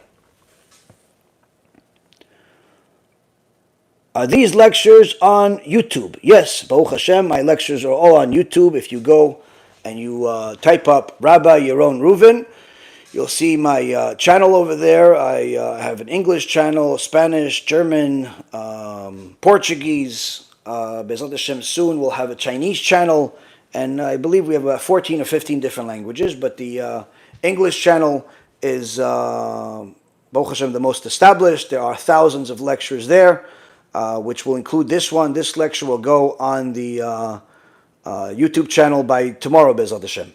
By tomorrow. But right now, you're watching it either on TikTok or on YouTube Live. Sometimes we have it on Facebook Live. Recently, we got blocked by Facebook, so we're going to go back to Facebook Live probably in a couple of weeks once they remove the handcuffs. We also have an app, a Be'ezrat Hashem app. You could download my app and watch the live lectures there, and all the old lectures too. And also you have a website called bh.live, where you can watch the live lectures there. Now, if you want to watch all of the lectures, not just the live ones, you can go to the YouTube channel, or you can go to bhtorah.org. B as in Be'ezrat, H as in Hashem, Torah is TORAH.org. And you can watch many of our lectures, or you can download our app, and you'll be able to have literally thousands and thousands of lectures we've done over the last decade or so that really encompass every subject that people are interested in and need to know about. And Be'ezrat Hashem, soon we will have some more stuff that we've been working on for many, many months, which is going to have a certain couple of different things that will offer you guys both video and audio questions and answers on demand, 24 hours a day type of thing. So that's coming soon, Bezrat Hashem. We'll talk more about it very soon once we are just about to launch it, which Bezrat Hashem is going to be very, very soon. Pray for us to succeed, Bezrat Hashem.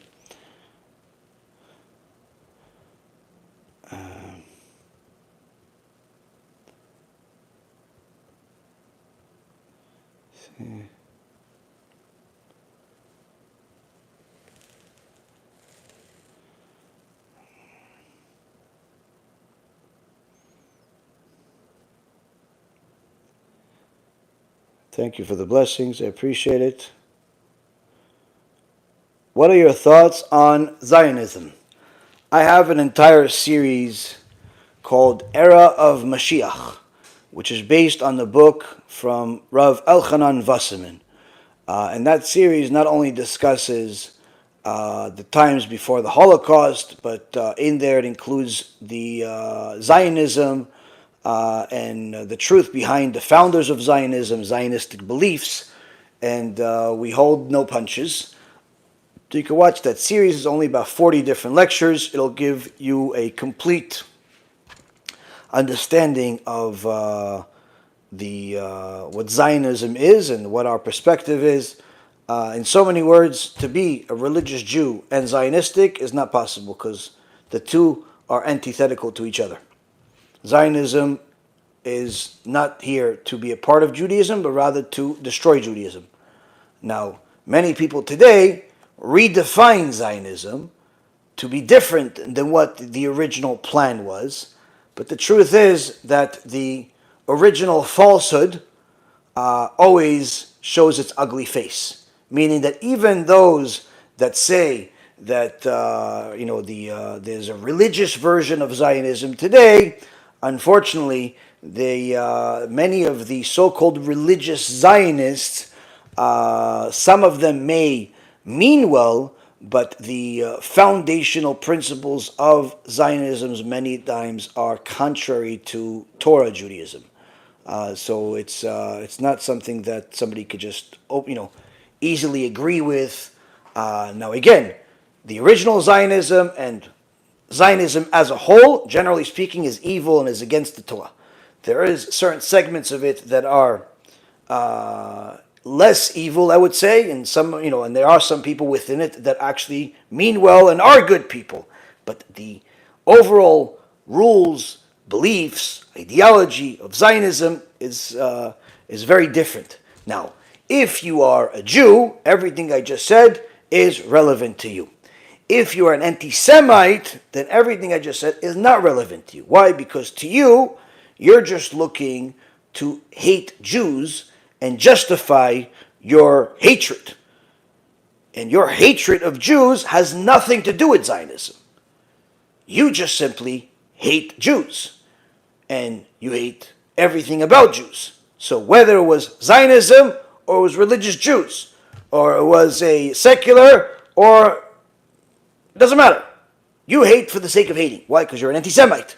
But if it's somebody that's Jewish and simply is trying to get educated about what Zionism really is, and why there are many of the biggest rabbis in recent history are the enemies of Zionism, then the reason is behind what I'm telling you. That series that I mentioned, Era of Mashiach by Rav Elchanan Wasserman, is going to explain all of that. It'll bring a lot of evidence, documentation, and so on.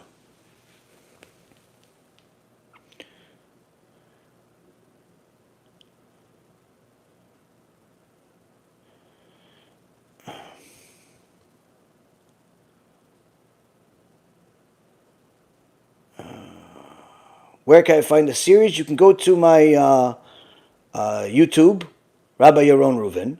Go to the playlist. On the playlist, there are different playlists of lectures, and one of them is called Era of Mashiach. And it has 40 lectures in there, and you'll see it there. There's 40 different lectures, and each one is building on the previous one.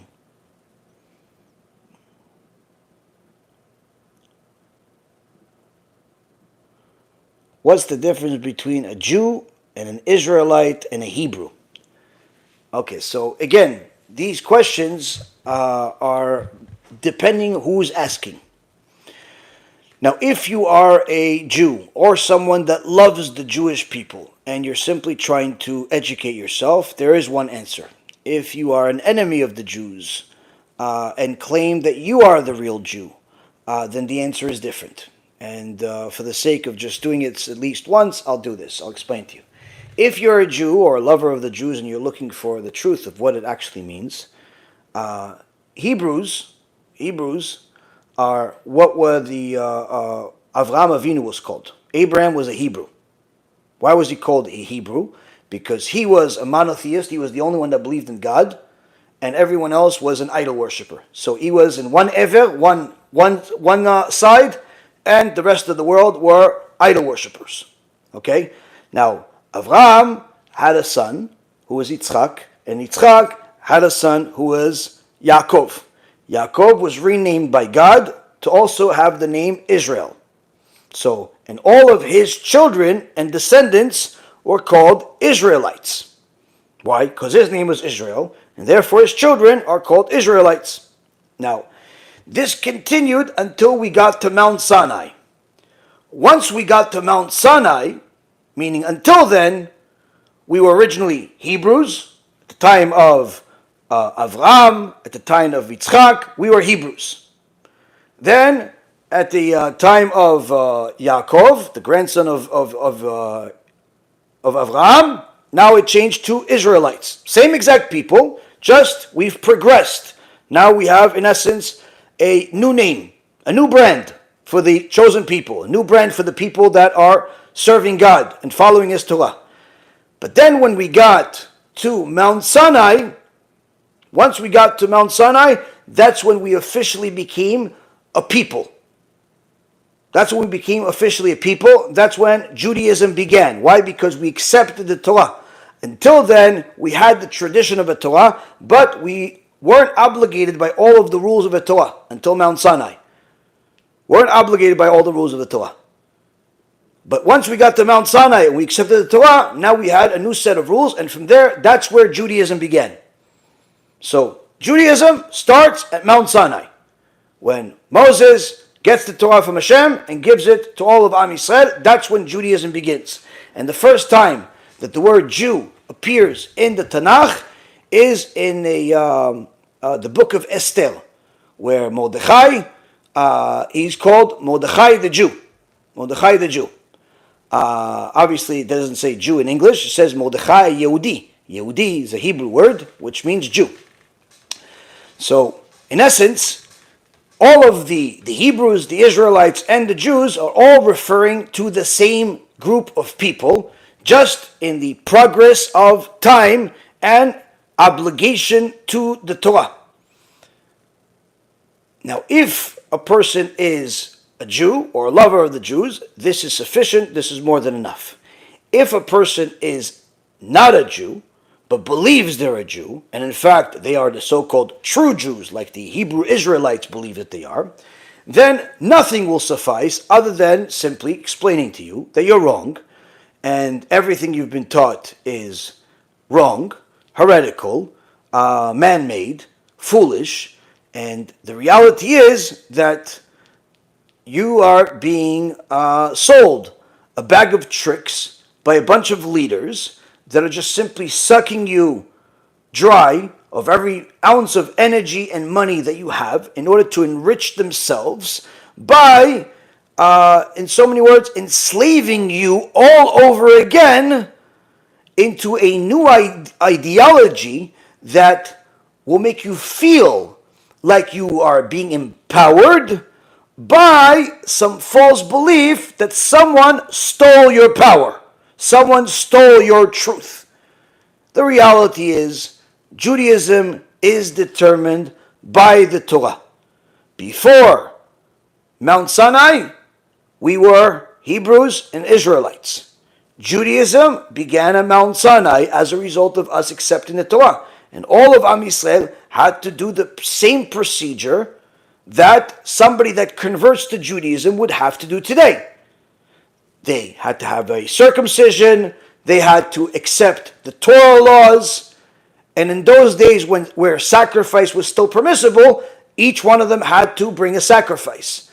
Now, anyone that converts today, if he's a male, he has to have circumcision, he has to accept all of the laws of the Torah, both the written and the oral Torah. Sacrifice they don't do now, but they will have to do it once the Mashiach comes. Okay, meaning it's not canceled, it's just delayed. Now, the Hebrew Israelites, they follow the New Testament. They believe in Jesus, which is an enemy of the Jewish people, which caused more death to Jewish people than anybody else in history, because obviously the church that has turned the Jews into the enemy wrote in the New Testament that the Jews are the children of Satan, they're the enemies, and so on and so forth. So, the point is that the Hebrew Israelites are generally Christians that don't want to be Christians anymore. They want to be Jews or Israelites or Hebrews. It depends which part of the cult they're part of, because even within the Hebrew Israelite so-called movement, they're enemies of each other. And they have different beliefs of each other because it's all man-made. So his opinion is this, his opinion is that. His opinion is to dress like they came out of Mortal Kombat video game. The other guy's message is to look like rappers and look like people that are part of a rap video. The other guy wants to look like he just came out of Egypt. Every one of them it's all man-made. So it gets customized and re-customized every week from week to week. From week to week, it changes. Why? Because it's all man-made. Something that's divine does not change. The Jewish people have been the same exact people since Mount Sinai. We welcome anyone that wants to convert to Judaism. If they want to be a Jew and follow the law, we welcome them. How? They have to follow the Torah, which is they have to convert to Judaism through the process that the Torah says. But if they simply just want to call themselves Hebrews, Israelites, Jews, or they could call themselves Pikachu, they call themselves Mortal Kombat, they could call themselves Megatron, they call themselves whatever they want. But in reality, they're just lying to themselves or being lied to. And unfortunately, it's working because millions and millions of people are being fooled, and the ultimate evil comes from the leaders that are taking advantage of people's ignorance and yearning for some type of hope, and their hope is that perhaps if they are given back what was stolen from them, which they don't even know what was stolen from them, but they call it their identity. How could somebody steal your identity? I'm not sure. I mean, you can go to the Department of Motor Vehicles and just get yourself a new identity. It probably costs like $30-40, but you could probably get a new one. If you're talking about your Jewish identity, if you're really Jewish, no one can take your identity. That's who you are. Even if somebody calls you not Jewish or somebody calls you a lion, that wouldn't change anything. Like if you called me a monkey or you called me a lion or you called me whatever you called me, that wouldn't change my status. Why? I am what I am. The fact that your leaders are telling you that someone stole your identity is just simply to put some type of spiritual poison in your mind to make you feel like you are a victim, but use that victimhood ideology in order to empower you to categorize the enemy. And therefore, that's it. Now you have the motivation to hate. This is no different than any other type of anti-Semitism. This is no different than Nazi Germany. This is no different than how white people hate black people and how Pakistanis hate the Hindus and the Hindus hate the Pakistanis. And this is the same thing as the hatred between any other thing, only this time it is hating the wrong people. You're hating the people that God says, these are my firstborn children, these are my chosen people. You're hating them, and unfortunately, God says, those who curse you, I will curse them. Those who bless you, I will bless them. So, unless you're blind, you're probably not seeing any blessings. Not in your community, not in your neighborhood, not in your life. So long as you hate. Who are those that are seeing blessings? Only those that love the Jews. Only those that love the Jews. Why? And I'm not talking about just any Jew. I'm talking about Jews that are following the Torah. Following the Torah.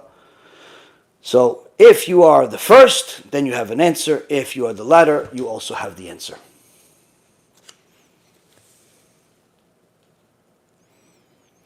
Is there a book to learn the basics that you recommend? Not necessarily one book that will teach you everything, but there are some books that give you some basics. There is a book by my dear friend Rabbi Golan that's called Welcome to Judaism that gives you just a basic understanding of some of the things that you need to know about Judaism. There is again, there's so many different sets of laws that a person would need to learn. So each one of them has different books. So there's books about blessings, there's books about prayer, there's books about learning, there's different type of learning. So if you'd like, you could send us an email to our website or info at be'ezathashem.org, and we could send you one of the conversion Noahide guides. It's both for somebody that wants to be a righteous Noahide or wants to convert to Judaism or is not sure what they want to do. That guide has a bunch of things in there that, there's also a list of book names that you could just press the name or the picture of the book and it will take you to a website that's selling it. We're not selling anything, that you could just buy it from those websites. There is different topics in there, so you could get this, or you could just go to my website, be'ezathashem.org, go to the part that says ebooks, and over there is a that you could download the guide. You could download the guide and see all the information there, and then work your way up from there.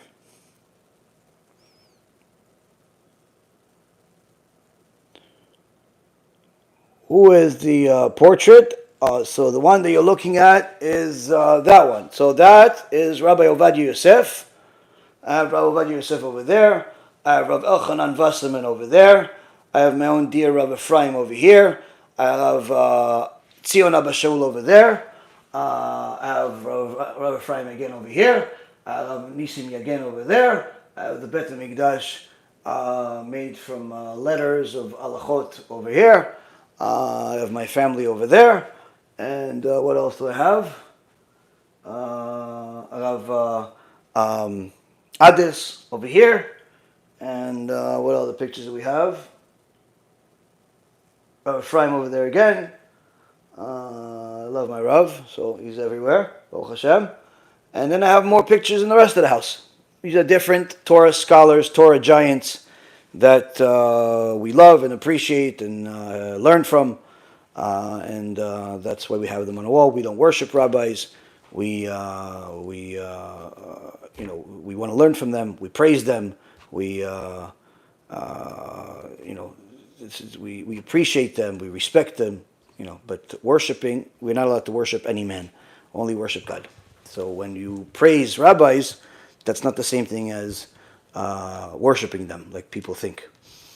Worshiping them means you bring a sacrifice or you pray to that person, which we don't do. All right, let's see.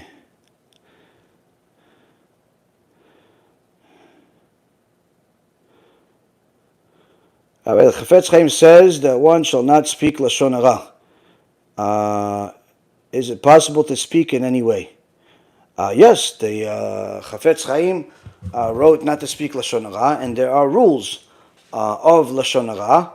And one of the rules that many people do not know is the Chafetz Chaim says that, if the person is a heretic or any other type of person that is a threat to the public, then the rules of Lashon Hara do not apply to them. And in fact, it is a mitzvah, it is a good deed to speak against such a person.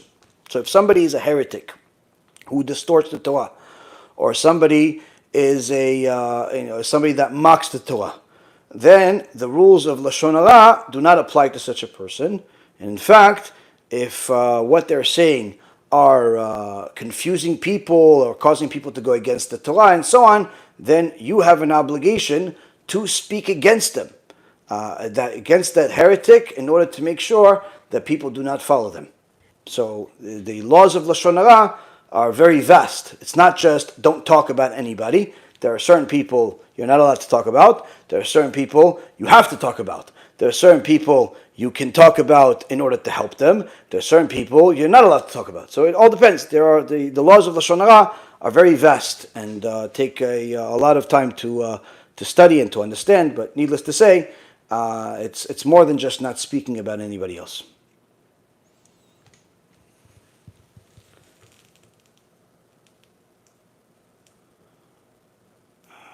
All right.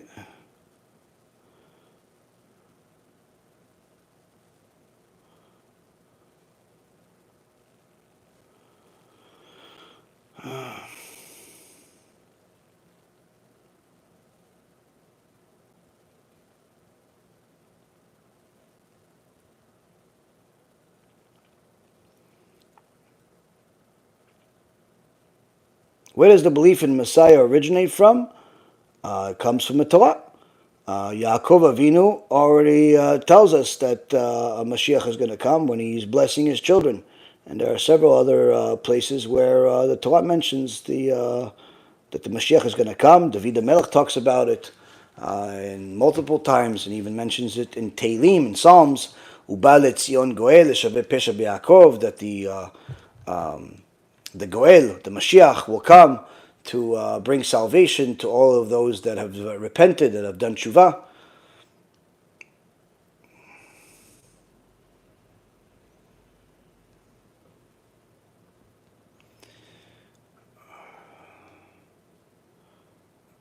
Do you believe that Judaism is the only path to God? I believe that the Torah is the only path to God if somebody follows the Torah.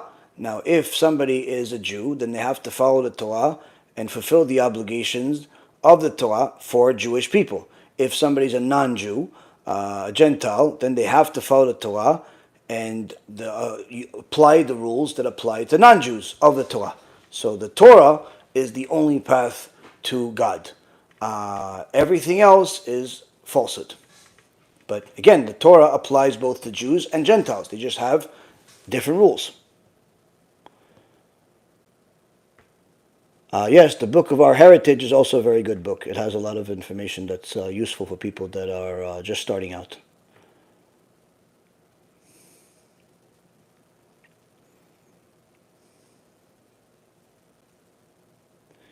What happens to the convert when he converts to Judaism?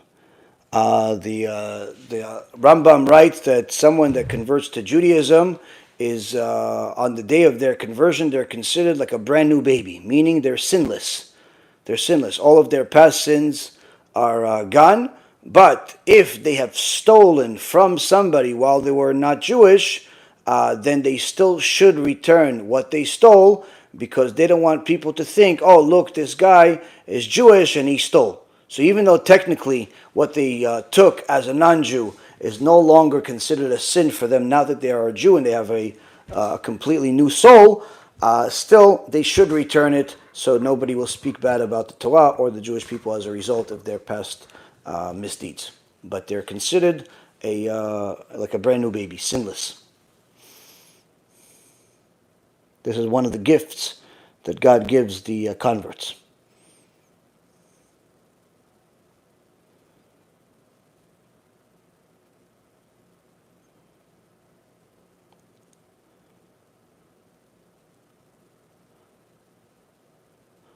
Kol Rav, will the Be'ezrat Hashem Kol Yeshiva have requirements or can anyone join? Everything has to have some type of requirement.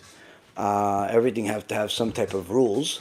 But it's certainly, if Hashem allows us to succeed in ever opening it and the way that we want to open it, then, certainly we are looking to do a better job than what the so-called system is doing. But of course, it has to have rules. We can't just accept everybody. If somebody is openly a heretic or idol worshiper or something like that, we cannot just simply say, "Oh yeah, you could join us too." That will be forbidden. There's rules. The rules of the Torah. Whatever the rules of the Torah, that's what we're going to do.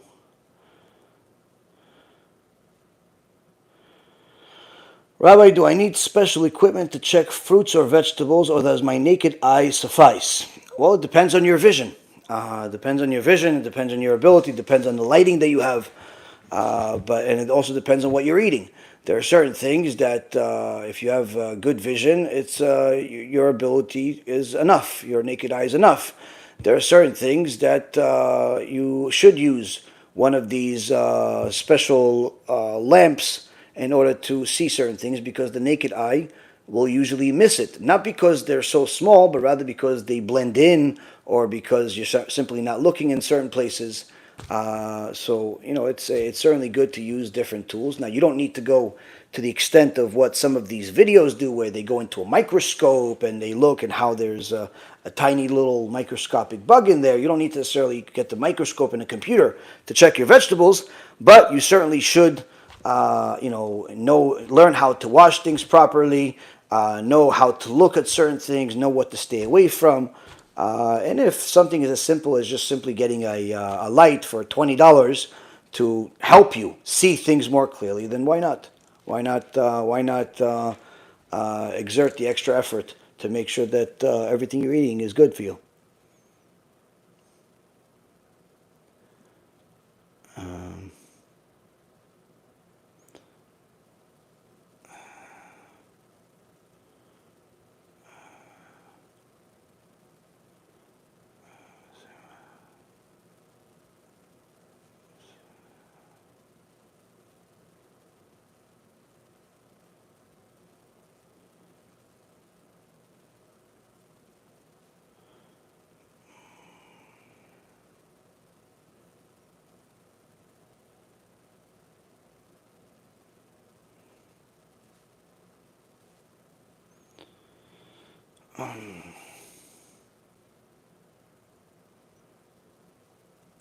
Isn't Ishmael the son of Abraham just like Isaac? No, because Ishmael was through Hagar, the maidservant Hagar, and Yitzchak, Isaac, was the son of Sarah. So when God said that both are his sons, but the ones that the Jewish people will come from he specifically said that it's going to be from Yitzchak, from Isaac, not from Ishmael. And also Yitzchak was righteous, Ishmael was wicked for a big part of his life.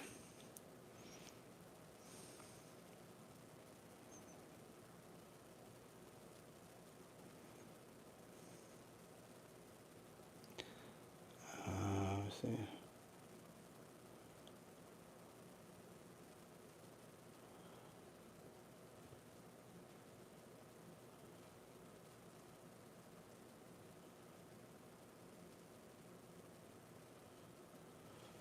What is a Jew to do if he's secluded away from community with no money to move to where Jews live? Well, he still has to follow the Torah to the best of his ability, to learn Torah as often as possible, and to also try to get a job that is going to pay him enough to be able to move, and certainly pray to Hashem that that effort that he exerts succeeds in him being able to afford to move to the Jewish community.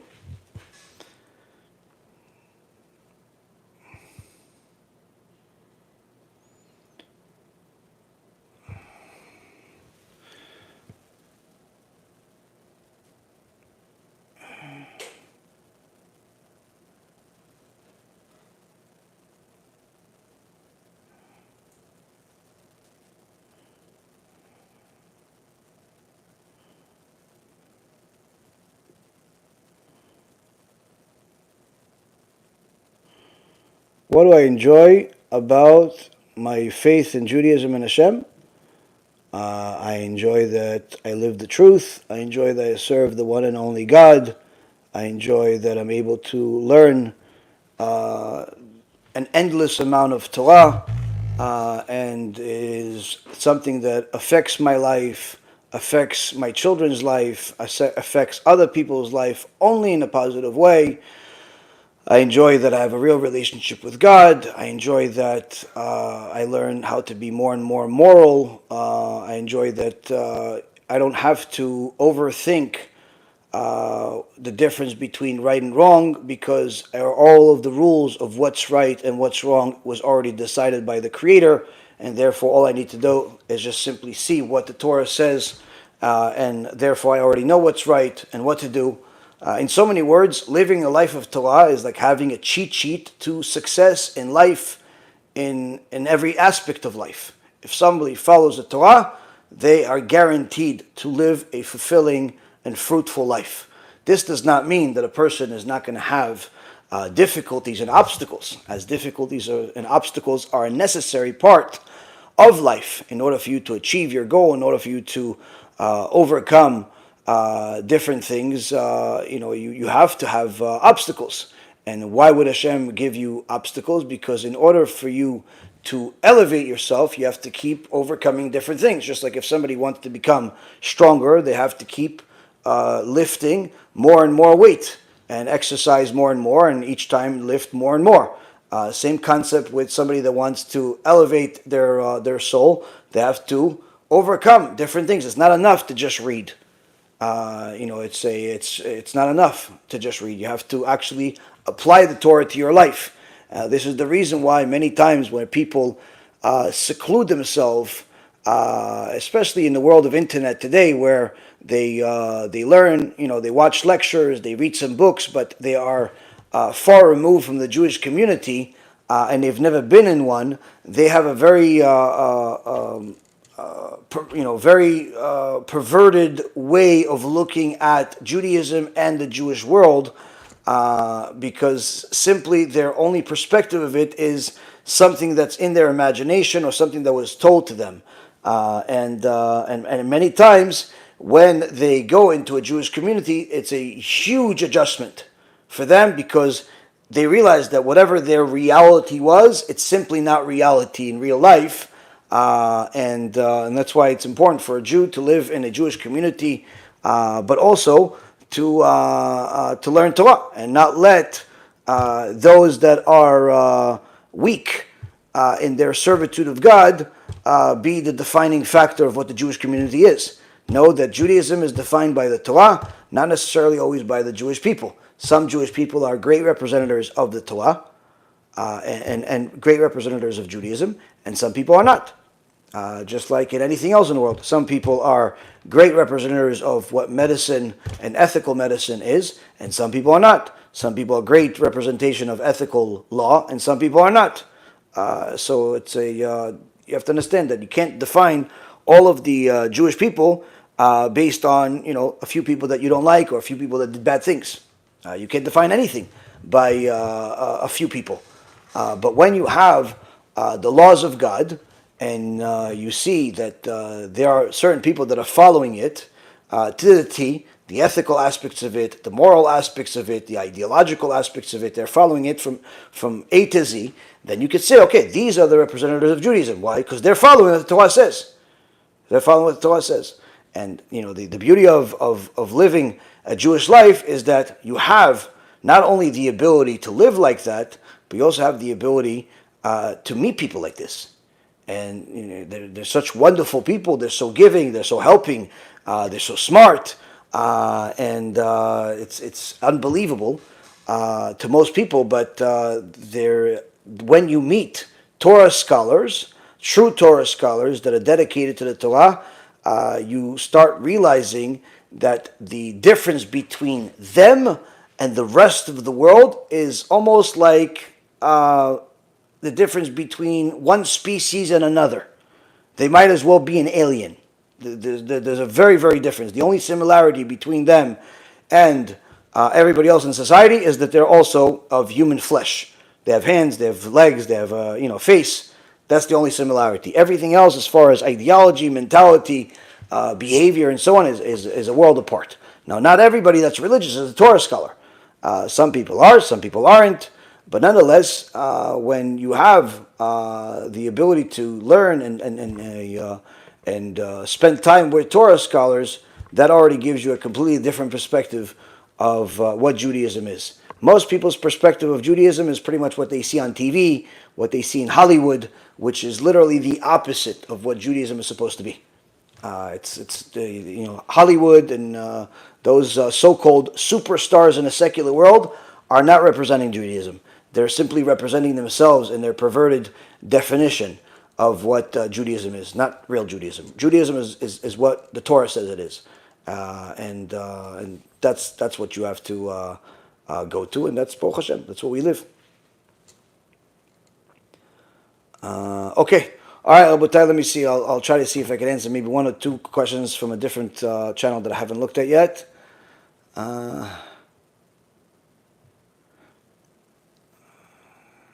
Secular cousin recently got married to a secular Jewish woman in the courthouse in the state where he resides. A notary public officiated the ceremony. There was no one else present. He does not want a religious ceremony. Can I consider them married and say Mazal Tov? They are planning on coming to New York this summer for a huge family celebration hosted by an uncle in a glad kosher restaurant. My uncle insisted that I attend. May this be an opportunity to be mekarev them.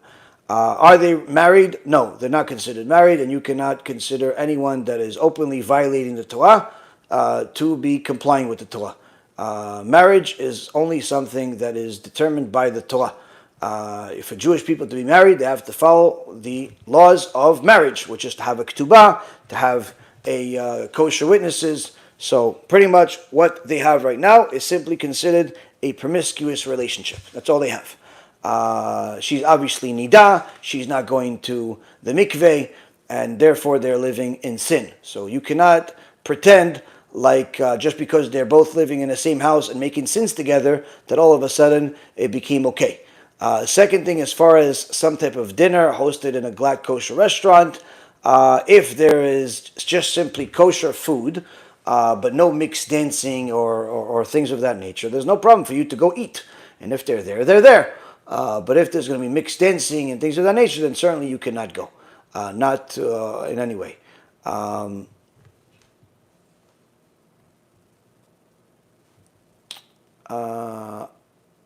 Okay. I will never wear a wig thanks to your lectures, but my neighbor claims that synthetic wigs are kosher. Is this true? It's not necessarily true across the board because according to research that was done in a lab, The average synthetic wig has about 3% real hair in it, which comes from India. So it cannot be true across the board. Is it possible? Yes, it's possible. But again, this is also assuming that the synthetic wig is short and modest. But if a person is wearing a synthetic wig, even if it's all fake, plastic, but that synthetic wig is, inappropriately long, and inappropriately groomed or whatever, then of course, then it doesn't matter that it's made out of plastic. It's still not appropriate, even if it's pink. It's not going to help it. As far as to just simply say that something is kosher across the board is not possible. Everything has, there's details. Details are necessary.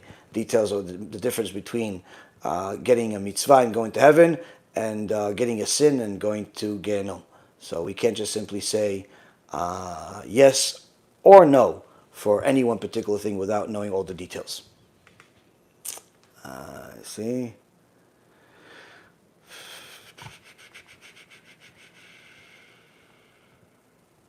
Can I go to a mixed gym where there's boys and girls working out? Absolutely not. Every Jew has to read the Shema Yisrael every single day. And the Shema Yisrael, part of the Shema Yisrael, the one that's close to the part where it talks about the tzitzit, HaKadosh Baruch Hu commands us in the Torah, V'lo tatu achrei levavchem ve'achrei einechem.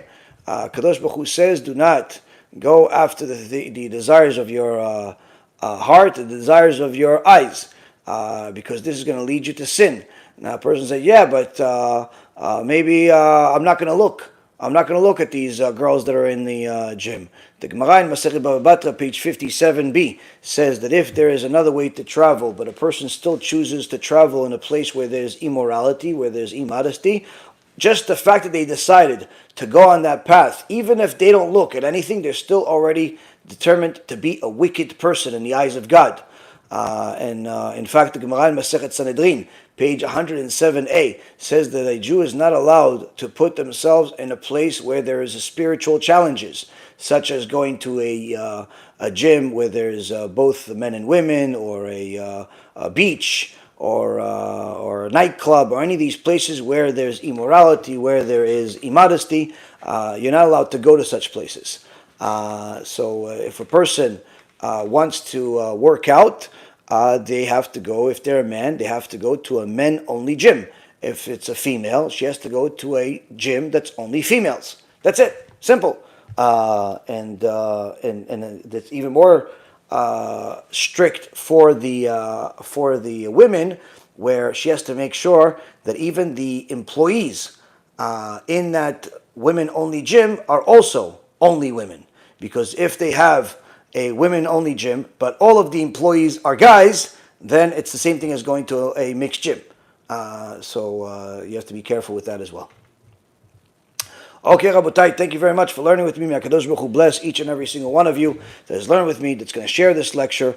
Anyone that sends me an email in the next couple of days, meaning by Shabbat, will be in one of the people we will look at and potentially send you a free hat. We'll choose at least 10 people over the next few days that send me an email to info@be'ezrathashem.org, or an email through our website, info@be'ezrathashem.org. Send an email that you watched the lecture all the way to the end, and we will look at you and determine. We'll do like a little internal lottery and decide for at least 10 to 20 people that are going to win a free Be'ezrat Hashem a free Be'ezrat Hashem hat, like the many people that have won over the last couple of weeks. I think we've sent out already 20, 30 different hats, maybe more.